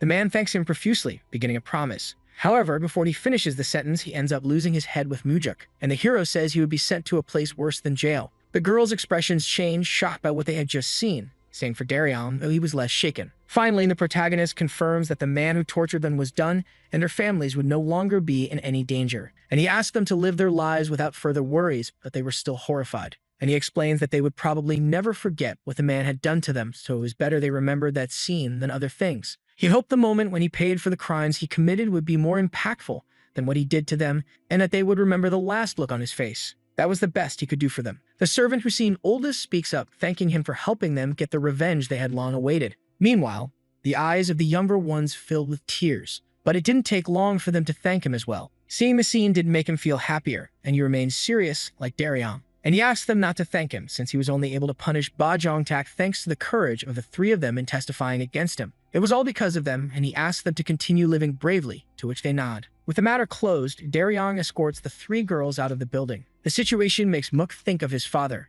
of how he would be brought down by the orthodox martial artists he hated so much if they continued following the premise of survival of the fittest. That could not happen. Therefore, without a doubt, his father needed to be cut down. His thoughts are interrupted when Leon bursts into the office shouting his name. She says that Ba Jongtak served the Northern Divine Swordsman, and the Supreme of the Flowered Sword wouldn't let his elimination go unpunished, asking if he wasn't afraid. And he was. He was afraid of dying before managing to fix all that rot. The woman comments that since his official appointment as Pavilion Master, the sect had been improving, to the point that they now had more good people than the Mirim Alliance. But he thought that not touching servants wasn't something to be celebrated, it was just how things should have always been, even if it didn't happen naturally. The boy's words leave her speechless, and he orders her to notify the Supreme of the Sword immediately, and to say that there was an incident in the investigation that he would explain personally. Far from there, in the Northern Sky Sword clan, Darion and Mujuk were being guided by one of the locals. Upon arriving at the palace, the protagonist was introduced as the Pavilion Master of Nirvana to the Superior. He was received by the Supreme Demoness of the Flowered Sword, So Yanrang,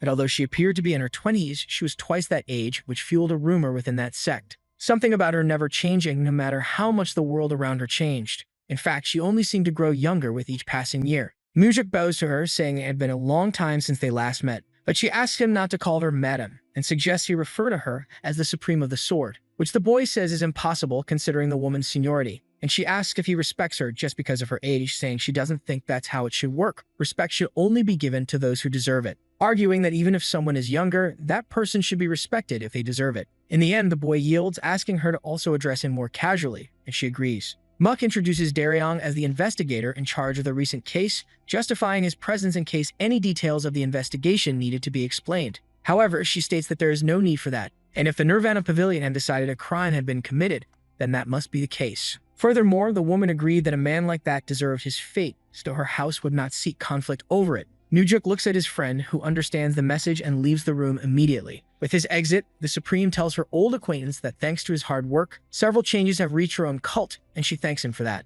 Humble, he says it was only possible thanks to the great support of a woman, but she says there's no need to praise an old crown like her so much. And the boy quickly scolds her, stating that she looked like she was in the prime of her 20s, which was absurd to her, as she had already stepped away from duties to focus solely on understanding martial arts. She had lived a very different life in her last regression. After Huamuji brought down Wujin and closed his sect, all the Supreme and Martial Masters fought to assume leadership. In the end, the first to become sect leader was the Supreme of the Flowered Sword. During that period, there was always a war going on. It would have been better if the woman had been good at politics, but ruling wasn't among her ambitions, so she was overthrown after a 4-year reign. Returning to their conversation, Mook confesses that he was in a complicated position when the incident happened. When asked about it, he says she had probably already heard he was having many conflicts with the Southern Sword House. He mentioned the house on purpose to see her reaction, since their leaders had the worst relationship among the Supremes, and their subordinates were like cats and dogs. The protagonist explains that it was because Chiampa had been pressuring him a lot before, but now he had a conflict with Yanrang's house. Upon hearing that, her first reaction was to say she was completely different from the Sword Demon, and the boy completely agreed. She takes the opportunity to talk about the rumors that Chiampa had recommended Zhang Ho to be the next commander of the Demonic Guard, and she asks what was going on over there. Seeing that she took the bait, the MC explains that the man was someone exceptional and loyal and opens up about him being one of his men. The one asks how he managed to convince Chiampa, and he says he took advantage of his pride, challenging him to make a choice for the good of the sect. However, she doesn't seem even slightly convinced. So Mujuk says it only worked because the old man didn't want to lose him. The information doesn't seem to surprise the Supreme, but she remains silent. which the young man breaks by bringing up one more little thing the sword demon had said, and he states, he thinks he cares more about the good of the sect than any of the 8 supremes, and that does make her scowl. He talks about the difficulty in making Jang Ho a commander, and even Wujin's advisor had made a suggestion, but it seemed impossible even to him. The Supreme interrupts him, asking what Myung had suggested, and Muk explains that the advisor thought it would be possible if another Supreme also recommended Jang, but none of them would do something like that. All of this makes the woman question him about why he was so sure of that. Keeping up the act, he pretends not to understand. Then she asks if he believed Chiampo was the only Supreme Demon who cared about the sect, which he denies. Seeing where the conversation is going, Yanring states that even so, he came to her house to stroke her ego and ask her to recommend Jang Ho. Well, just as he expected, she saw through his plan. He knew he should be honest when situations blended truth and tricks to the point that no one really knew what was going on. That was the most opportune moment to try to put his scheme into action. That's why the protagonist asks if the Supreme had noticed his plan. Realizing her silence, it becomes clear that she had her doubts. After all, Chiampo was crazy enough to abandon his own brother, so why would he choose him in the first place? Serious, the Supreme stares at him. When she finally speaks, she says she understood why the sect leader had appointed him as master of the Nirvana Pavilion. Now he was the one who was lost. The woman approaches the boy to continue the conversation, and she says, "You have a strange way of shaking people's hearts."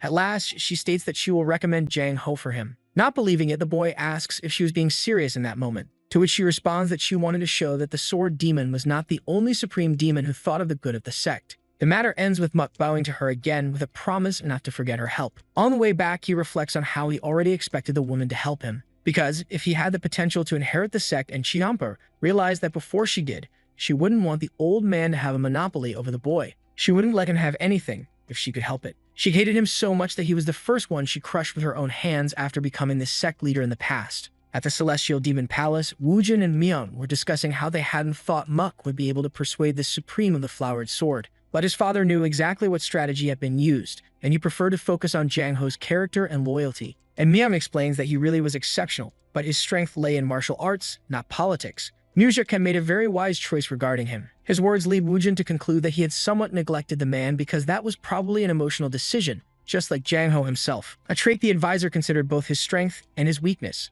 unlike the Celestial Demon, who claims it to be a weakness. Then Myung asks how his master intended to resolve the situation of the commander of the demonic army. But since 2 supreme demons had recommended him, he had no choice but to accept the recommendations. He couldn't hurt both of their egos. Thus, it was decided that Jang Ho would be the leader, and Myung would be responsible for delivering the news. At the Nirvana Pavilion, Muk was facing his friend, who admitted he didn't know what to do to repay his kindness. But he states that, based on his personality, he doubted he'd be able to return the favor, which makes Jang Ho ask what the boy meant by that. So he explains that he appointed him as commander for 2 reasons. First, because he believed he was the perfect person for it. In other words, he was thinking about the good of the sect, not about the benefits the 2 of them could gain from it. Jang says he didn't deserve such praise, but his friend ignores him and says, "And the second reason is because I have hope that the demonic army will become my strength." Not following Muk's reasoning, the new commander asks if the 2 reasons didn't contradict each other, which makes him comment on how difficult it would be to maintain a friendship with the man, since he was such an incorruptible person. But he assures that he would never use their personal relationship to try to force him to do anything. Surprisingly, Jang tells his friend that if he saw him as someone who would ruin relationships for the sake of the organization,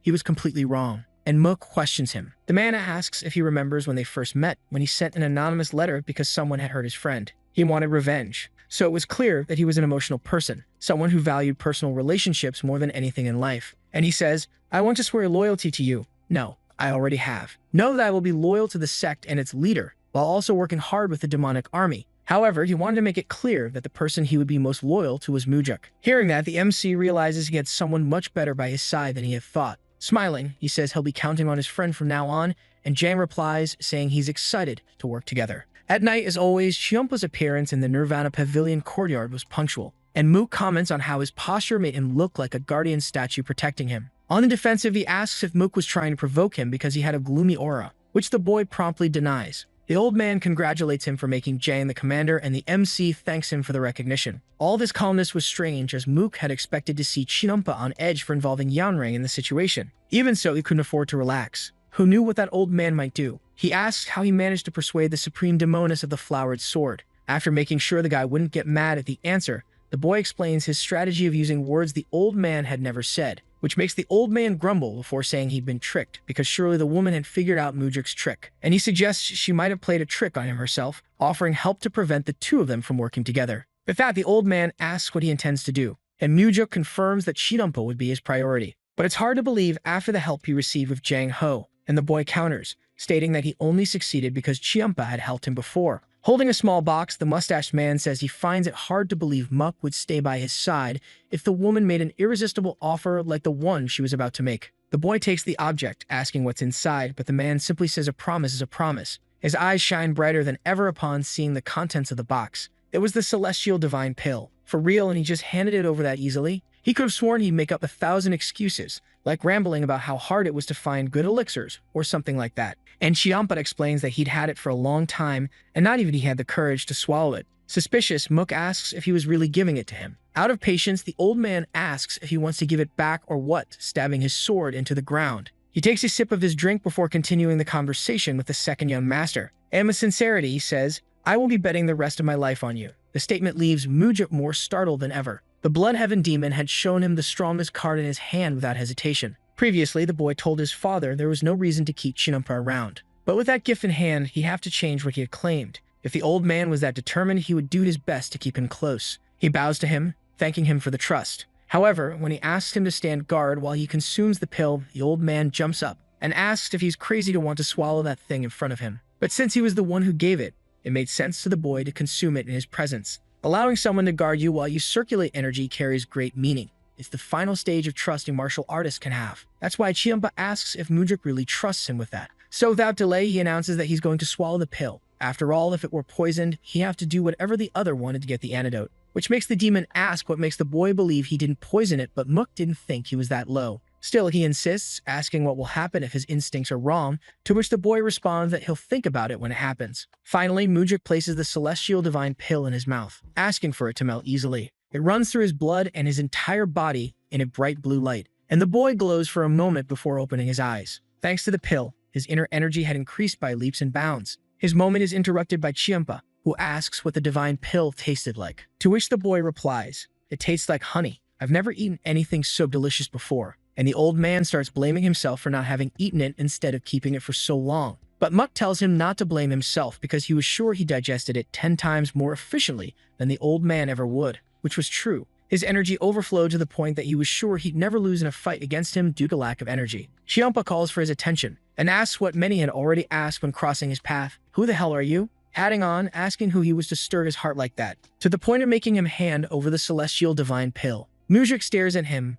but his pupils shrink and he is enveloped by a shimmering blue aura, which stuns the old man. Then he responds that he's someone who, inevitably, will command the old demon if he lives long enough to see it happen. The two exchange suspicious glances, and Chiampa crosses his arms, chilled by the aura emanating from the boy. He asks what his ultimate goal is, which confuses the mustached man. Even so, he reflects on the question. When he says he's already too old and just wants to keep living the way he has, he's asked if he wasn't forcing it with that answer. But he doesn't understand what's forced about his response. And the hero explains that when he was pressuring him, he acted like a much younger man. He swore he could feel the flames burning fiercely beside him. Hearing that, Chiampa makes sure he's being serious, which the MC confirms. And honestly, he feels happy hearing the comment. He thought he had grown soft in recent times, a feeling Mujuk understood very well. No matter how many ambitions and passions he had, time would still rip them from his hands without a shred of mercy. The protagonist remains silent as he picks up one of the old man's cups, and extending the cup and the bottle toward him, he gently asks him to pour a little of the drink, a very unexpected request,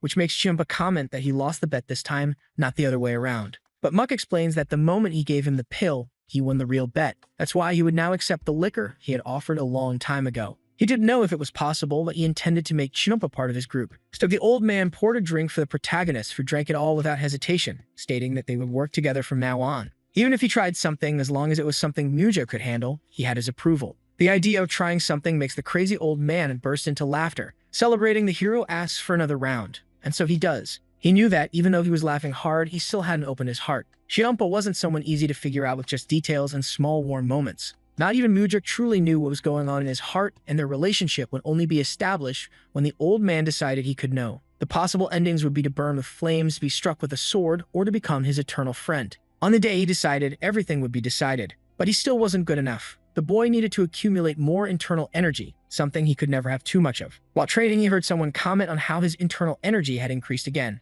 It was his father, standing at the door of the training room. The boy explains that he received the celestial divine pill from the demon of the blood heavens, and Woojin's silence is uncomfortable. So he asks why he wasn't surprised by the information, and the man explains that he already knew that's what he wanted from Chiampa. When he asks how he knew, the boy is shocked to discover that it was his father who gave the pill to the old man. So surprised that he repeats his words just to confirm what he heard. So the line Chiampa drew earlier was right. Woojin asks what he had offered in the bet, to which he replies that he had offered himself. The man concludes that Chiampa accepted a lost deal, but Mook states that he was only getting started and intended to take down all 8 supreme demons. Hearing that brings a deafening silence between the two. It was strange for Moojik. Before, he would have said the boy was going crazy, but now he said nothing. So he questioned his father's silence. But he says he was thinking that maybe the hero was really capable of doing it, which makes him think that Woojin was finally seeing his worth. And the celestial demon says nothing more about it. He simply turns his back and tells him to continue his training. Before he leaves, he thanks him for making Jang Ho the commander of the demonic army.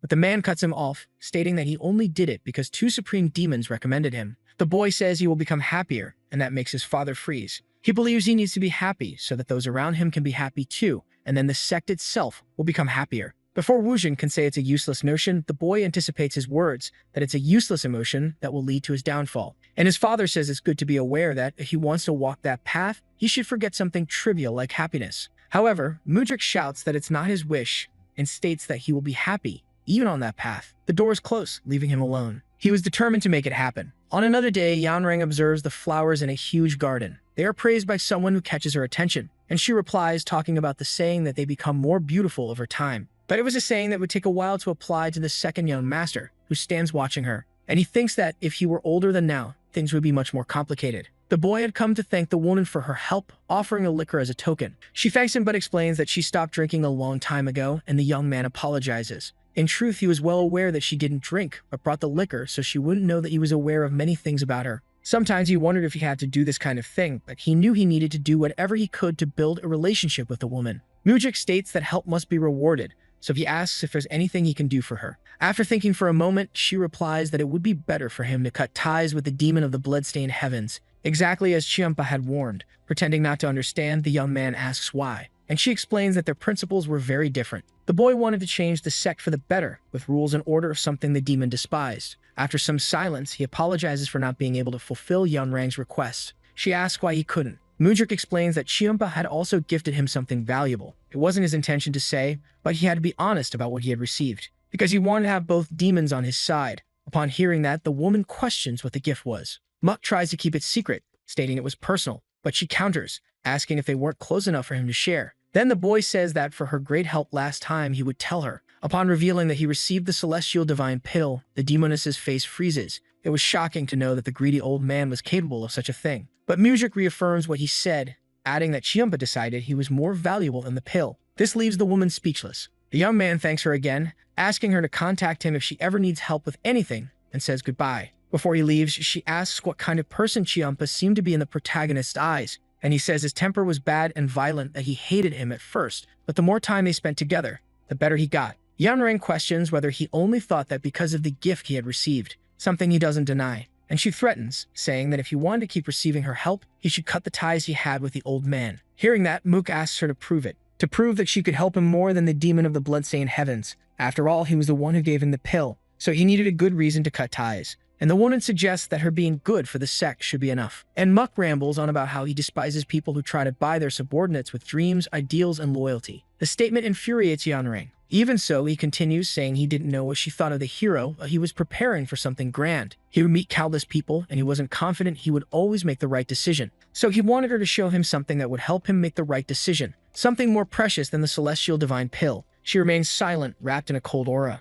Chiampa was someone he had to have by his side. Now even the demoness of the blooming swords was undecided. When she finally relaxes, she asks what Moojik wants, and thinking about it, there was nothing he needed at the moment. With that, she would interpret that with Chiampa, he didn't meet anyone else. The boy says goodbye again, leaving with a smile on his face. Knowing that precisely because he hadn't said anything, the woman would become even more impatient. As usual, Moojik meets Chiampa in the pavilion courtyard at night, and he asks what the hag told him this time. The boy explains that she asked them to cut ties, which the old man already knew, but asks if she gave a reason for it. Mook gives a summary, mentioning the part about their differing values, which was pure nonsense to the elder. He asks what the MC intends to do, and of course he intended to stay with whoever offered him more benefits, which enrages the man. But the boy asks if he wouldn't weigh his options when possible if he were in his place. What shuts Chiampa up, who knew he would act the same way? Even so, Mujik assures him that he was still number one, as he doubted Yanrang could give him something better than the pill. However, it wasn't impossible for the demon, who claimed that the woman was someone capable of anything to destroy him.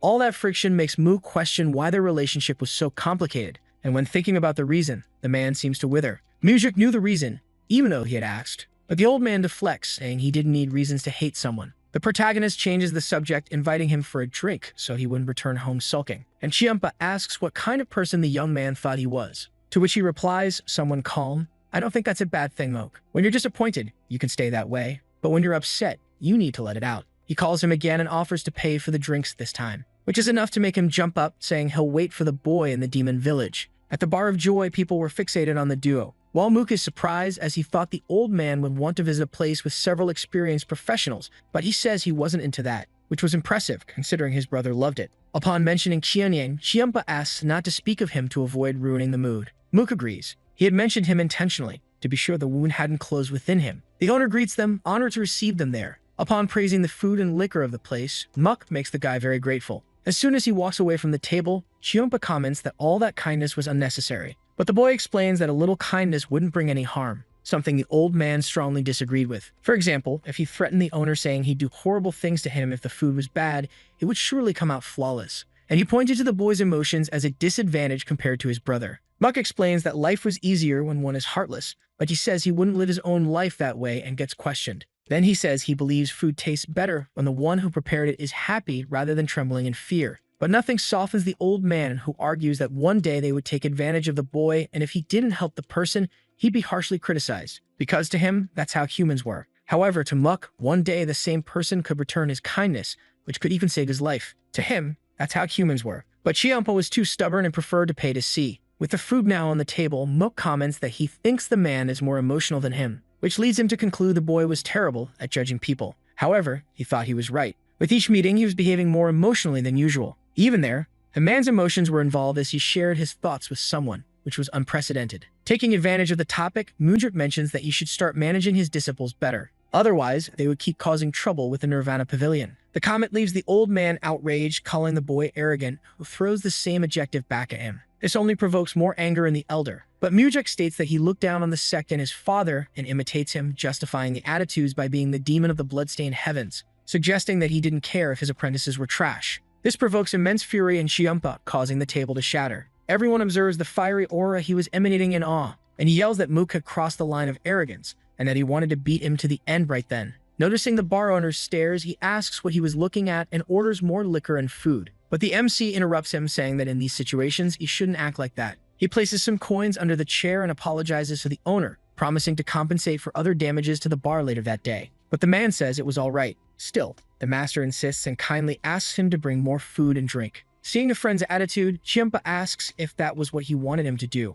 And the boy explains that even if he wanted to, he shouldn't go around breaking things, which makes him ask if he was teaching a supreme demon how to be gentle, but he was just trying to align his demonic path. This seems to make the mustached man even angrier. It's something Mudrik ignores as he asks him to stop yelling and invites him to sit at another table. Even burning with hatred, he obeys. Complaining, but he obeys, and calls the boy crazy, still threatening him with food and drinks if he ever betrays him. The server delivers the food quickly after hearing the two arguing. Mudrik asks if he was being serious, and the friend confirms. And in that case, he asks him to swear loyalty to him sincerely, and explains that the threat could be used in another way. If the MC swore loyalty to the demon and was betrayed, he would drive his sword right through his heart. He pours a shot for the old man and asks him to accept it. The two stare at each other before Mook extends the glass to Chiampa, who grumbles but drinks. Deep down, he already knew what would happen. Even without physically toasting, they had toasted in the old man's heart. Meanwhile, at the palace of the Demoness of the Flowering Sword, her informant tells her that the young master was drinking with Chiampa at that moment,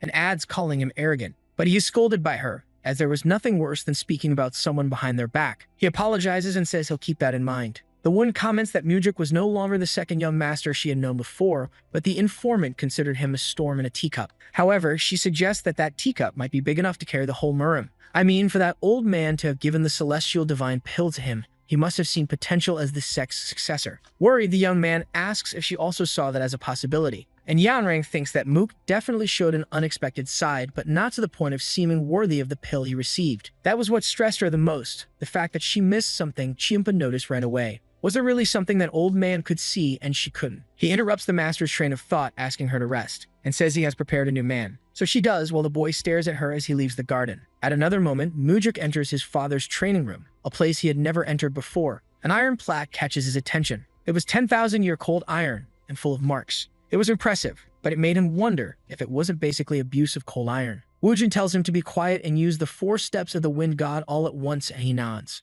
The boy starts emanating his blue aura quickly. The 4 steps of the wind god have 4 main movements and more than 900 changes that can be made. Depending on how you interpret and use the changes, the movements vary and the powers of the 4 steps of the wind god are different. The boy lands on the ground after the sequence and notices his father's angry look, which makes him ask if he did something wrong. Wujin asks if he had already learned at that level. Maybe it's because he recognizes his abilities, so the two continue discussing martial arts after the question, and the man helps with some opinions, and surprisingly listens to his son's opinions and even accepts some, like when he suggested that putting more strength in the right foot would be the correct interpretation. Mujik never expected to see his father acting so freely and rationally when it came to martial arts. He asks him to close his eyes and tell him what he learned that day, and he does. The protagonist seems immersed in martial arts, as if it had touched him deeply. That discussion with his father was what elevated his skills with the 4 steps of the wind god, and for that, he was grateful for the teachings. And he intended to repay him by taking down Muji, despite having said that the repayment would be an increased allowance in the future.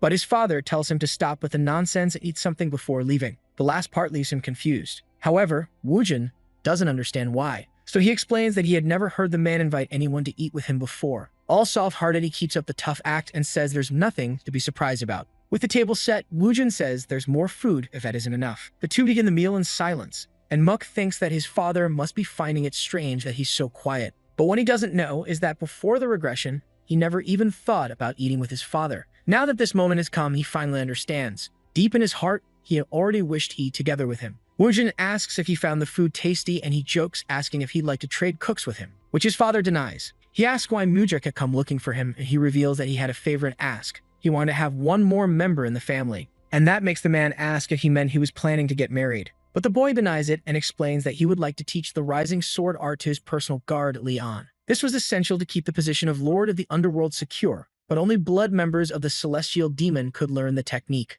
Wujin didn't understand how he could treat his own brother so badly and at the same time elevate a bodyguard to a blood relative. But Mook considered her more important than his brother, someone who would achieve incredible things. Even so, his father asks if he was sure about that, and he explains that his exclusive martial art would become the demonic art of the 9 calamities, something that could only be learned by a successor. Wujin had to admit if there's one thing his son had, it was confidence, so he accepts the request. How could he have agreed so easily? Before he gets too excited, the Celestial Dragon asks his son to promise him one thing, and he eagerly waits to hear what it is. Then the man says, "The next time you want to finish off one of the Supremes, I want you to tell me first, no matter which one it is." Mujik agrees to the condition, assuring that he will tell him. At his pavilion, Muk waits for his friend, who soon arrives asking if he had called for her. He greets her as the leader of the Phantom Shadow Corps, and she bows to him. Then he announces that from that day on, he would teach her a new martial art. That surprises her. She can hardly believe what she heard. But the friend confirms it and reveals that he will teach her the rising sword art. His words shock her, and she says she couldn't do that,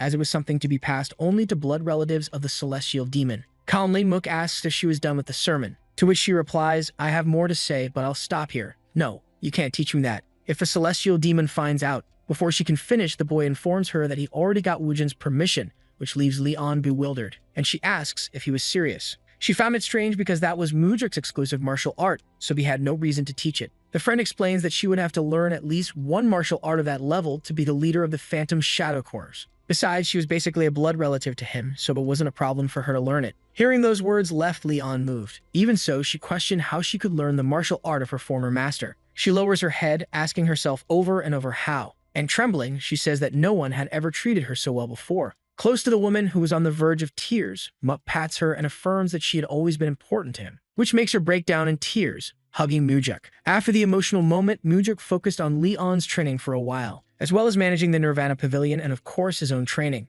His friend learned the rising sword art quickly, showing more talent than expected and progressing very fast. And the process also made him realize that teaching also involved learning. In his past life, he had never taught anyone, not even once. So this experience had become invaluable to the boy. At the Nirvana Pavilion, Mook comments that it had been a while since the last gathering of all the members there in the courtyard, which makes the entire squad nod. Mook liked the enthusiasm and announces that he was there to fuel the flaming spirits of the team, which leaves them confused by the comment. Then he asks Daryong to open a box that's beside him, and the contents take his friend by surprise. It was a pile of money, which makes him question what the purpose of all that was. Mujik asks him to hand a bill to each member, and he questions it. But the master is firm and tells him to hurry. That was a special gift for everyone there, who were truly surprised by the amount. In unison, they thank their leader for the gift. Then the MC explains that he was distributing the money so none of them would give in to bribes because there was no need. And he affirms that if they needed money, they could come to him to receive their monthly pay in advance. And if that still wasn't enough, he'd take it from his own pocket. Finally, he asks if they understood it clearly, which the squad confirms, being dismissed right after that.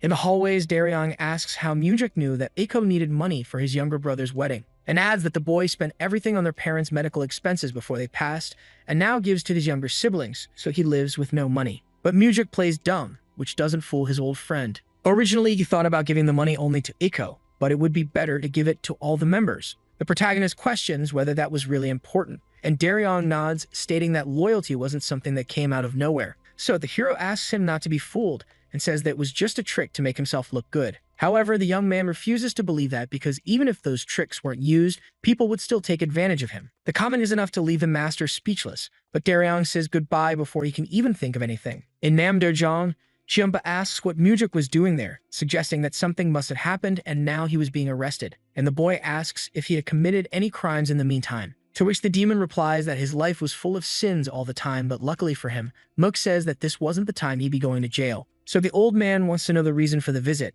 and the boy hands a little red box to his friend, who wonders if some kind of poisonous gas would come out when he opened it, making Mook joke about where he could buy boxes like that because he liked a few. Even with Chiumpa insisting to know what was inside the item, Mook says he just had to open it to find out. Suspicious, he opens the little box carefully. It was a top-quality poisonous wine. Still, he was confused about why Mujik had come to his house to deliver it, and the young man explains that it was a birthday gift. The information leaves the old man in disbelief, and the hero wishes him a happy birthday, confirming that it really was the day. However, not even Chiumpa knows how to answer that question. Seeing Mook's surprise, he explains that he stopped caring about birthdays a long time ago, and asks how he got that information. Mujik asks who he thought he was, stating that the Nirvana Pavilion knew everything, even how many pairs of underwear the old man had. Testing him, Chiumpa asks how many there were. But the MC explains that he was exaggerating on that part, but that he truly wished him a happy birthday. Having done his part, he says goodbye to the mustached man. But before he leaves, the demon asks if the boy really came all the way there just to deliver a gift, which he confirms but asks him not to feel pressured, as it was from the heart.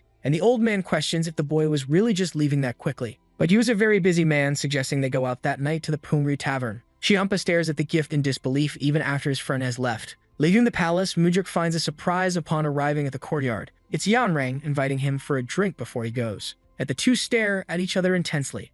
So the video ends here. If you don't want to miss the next part, activate the notification bell, and see you next time on Tob's channel.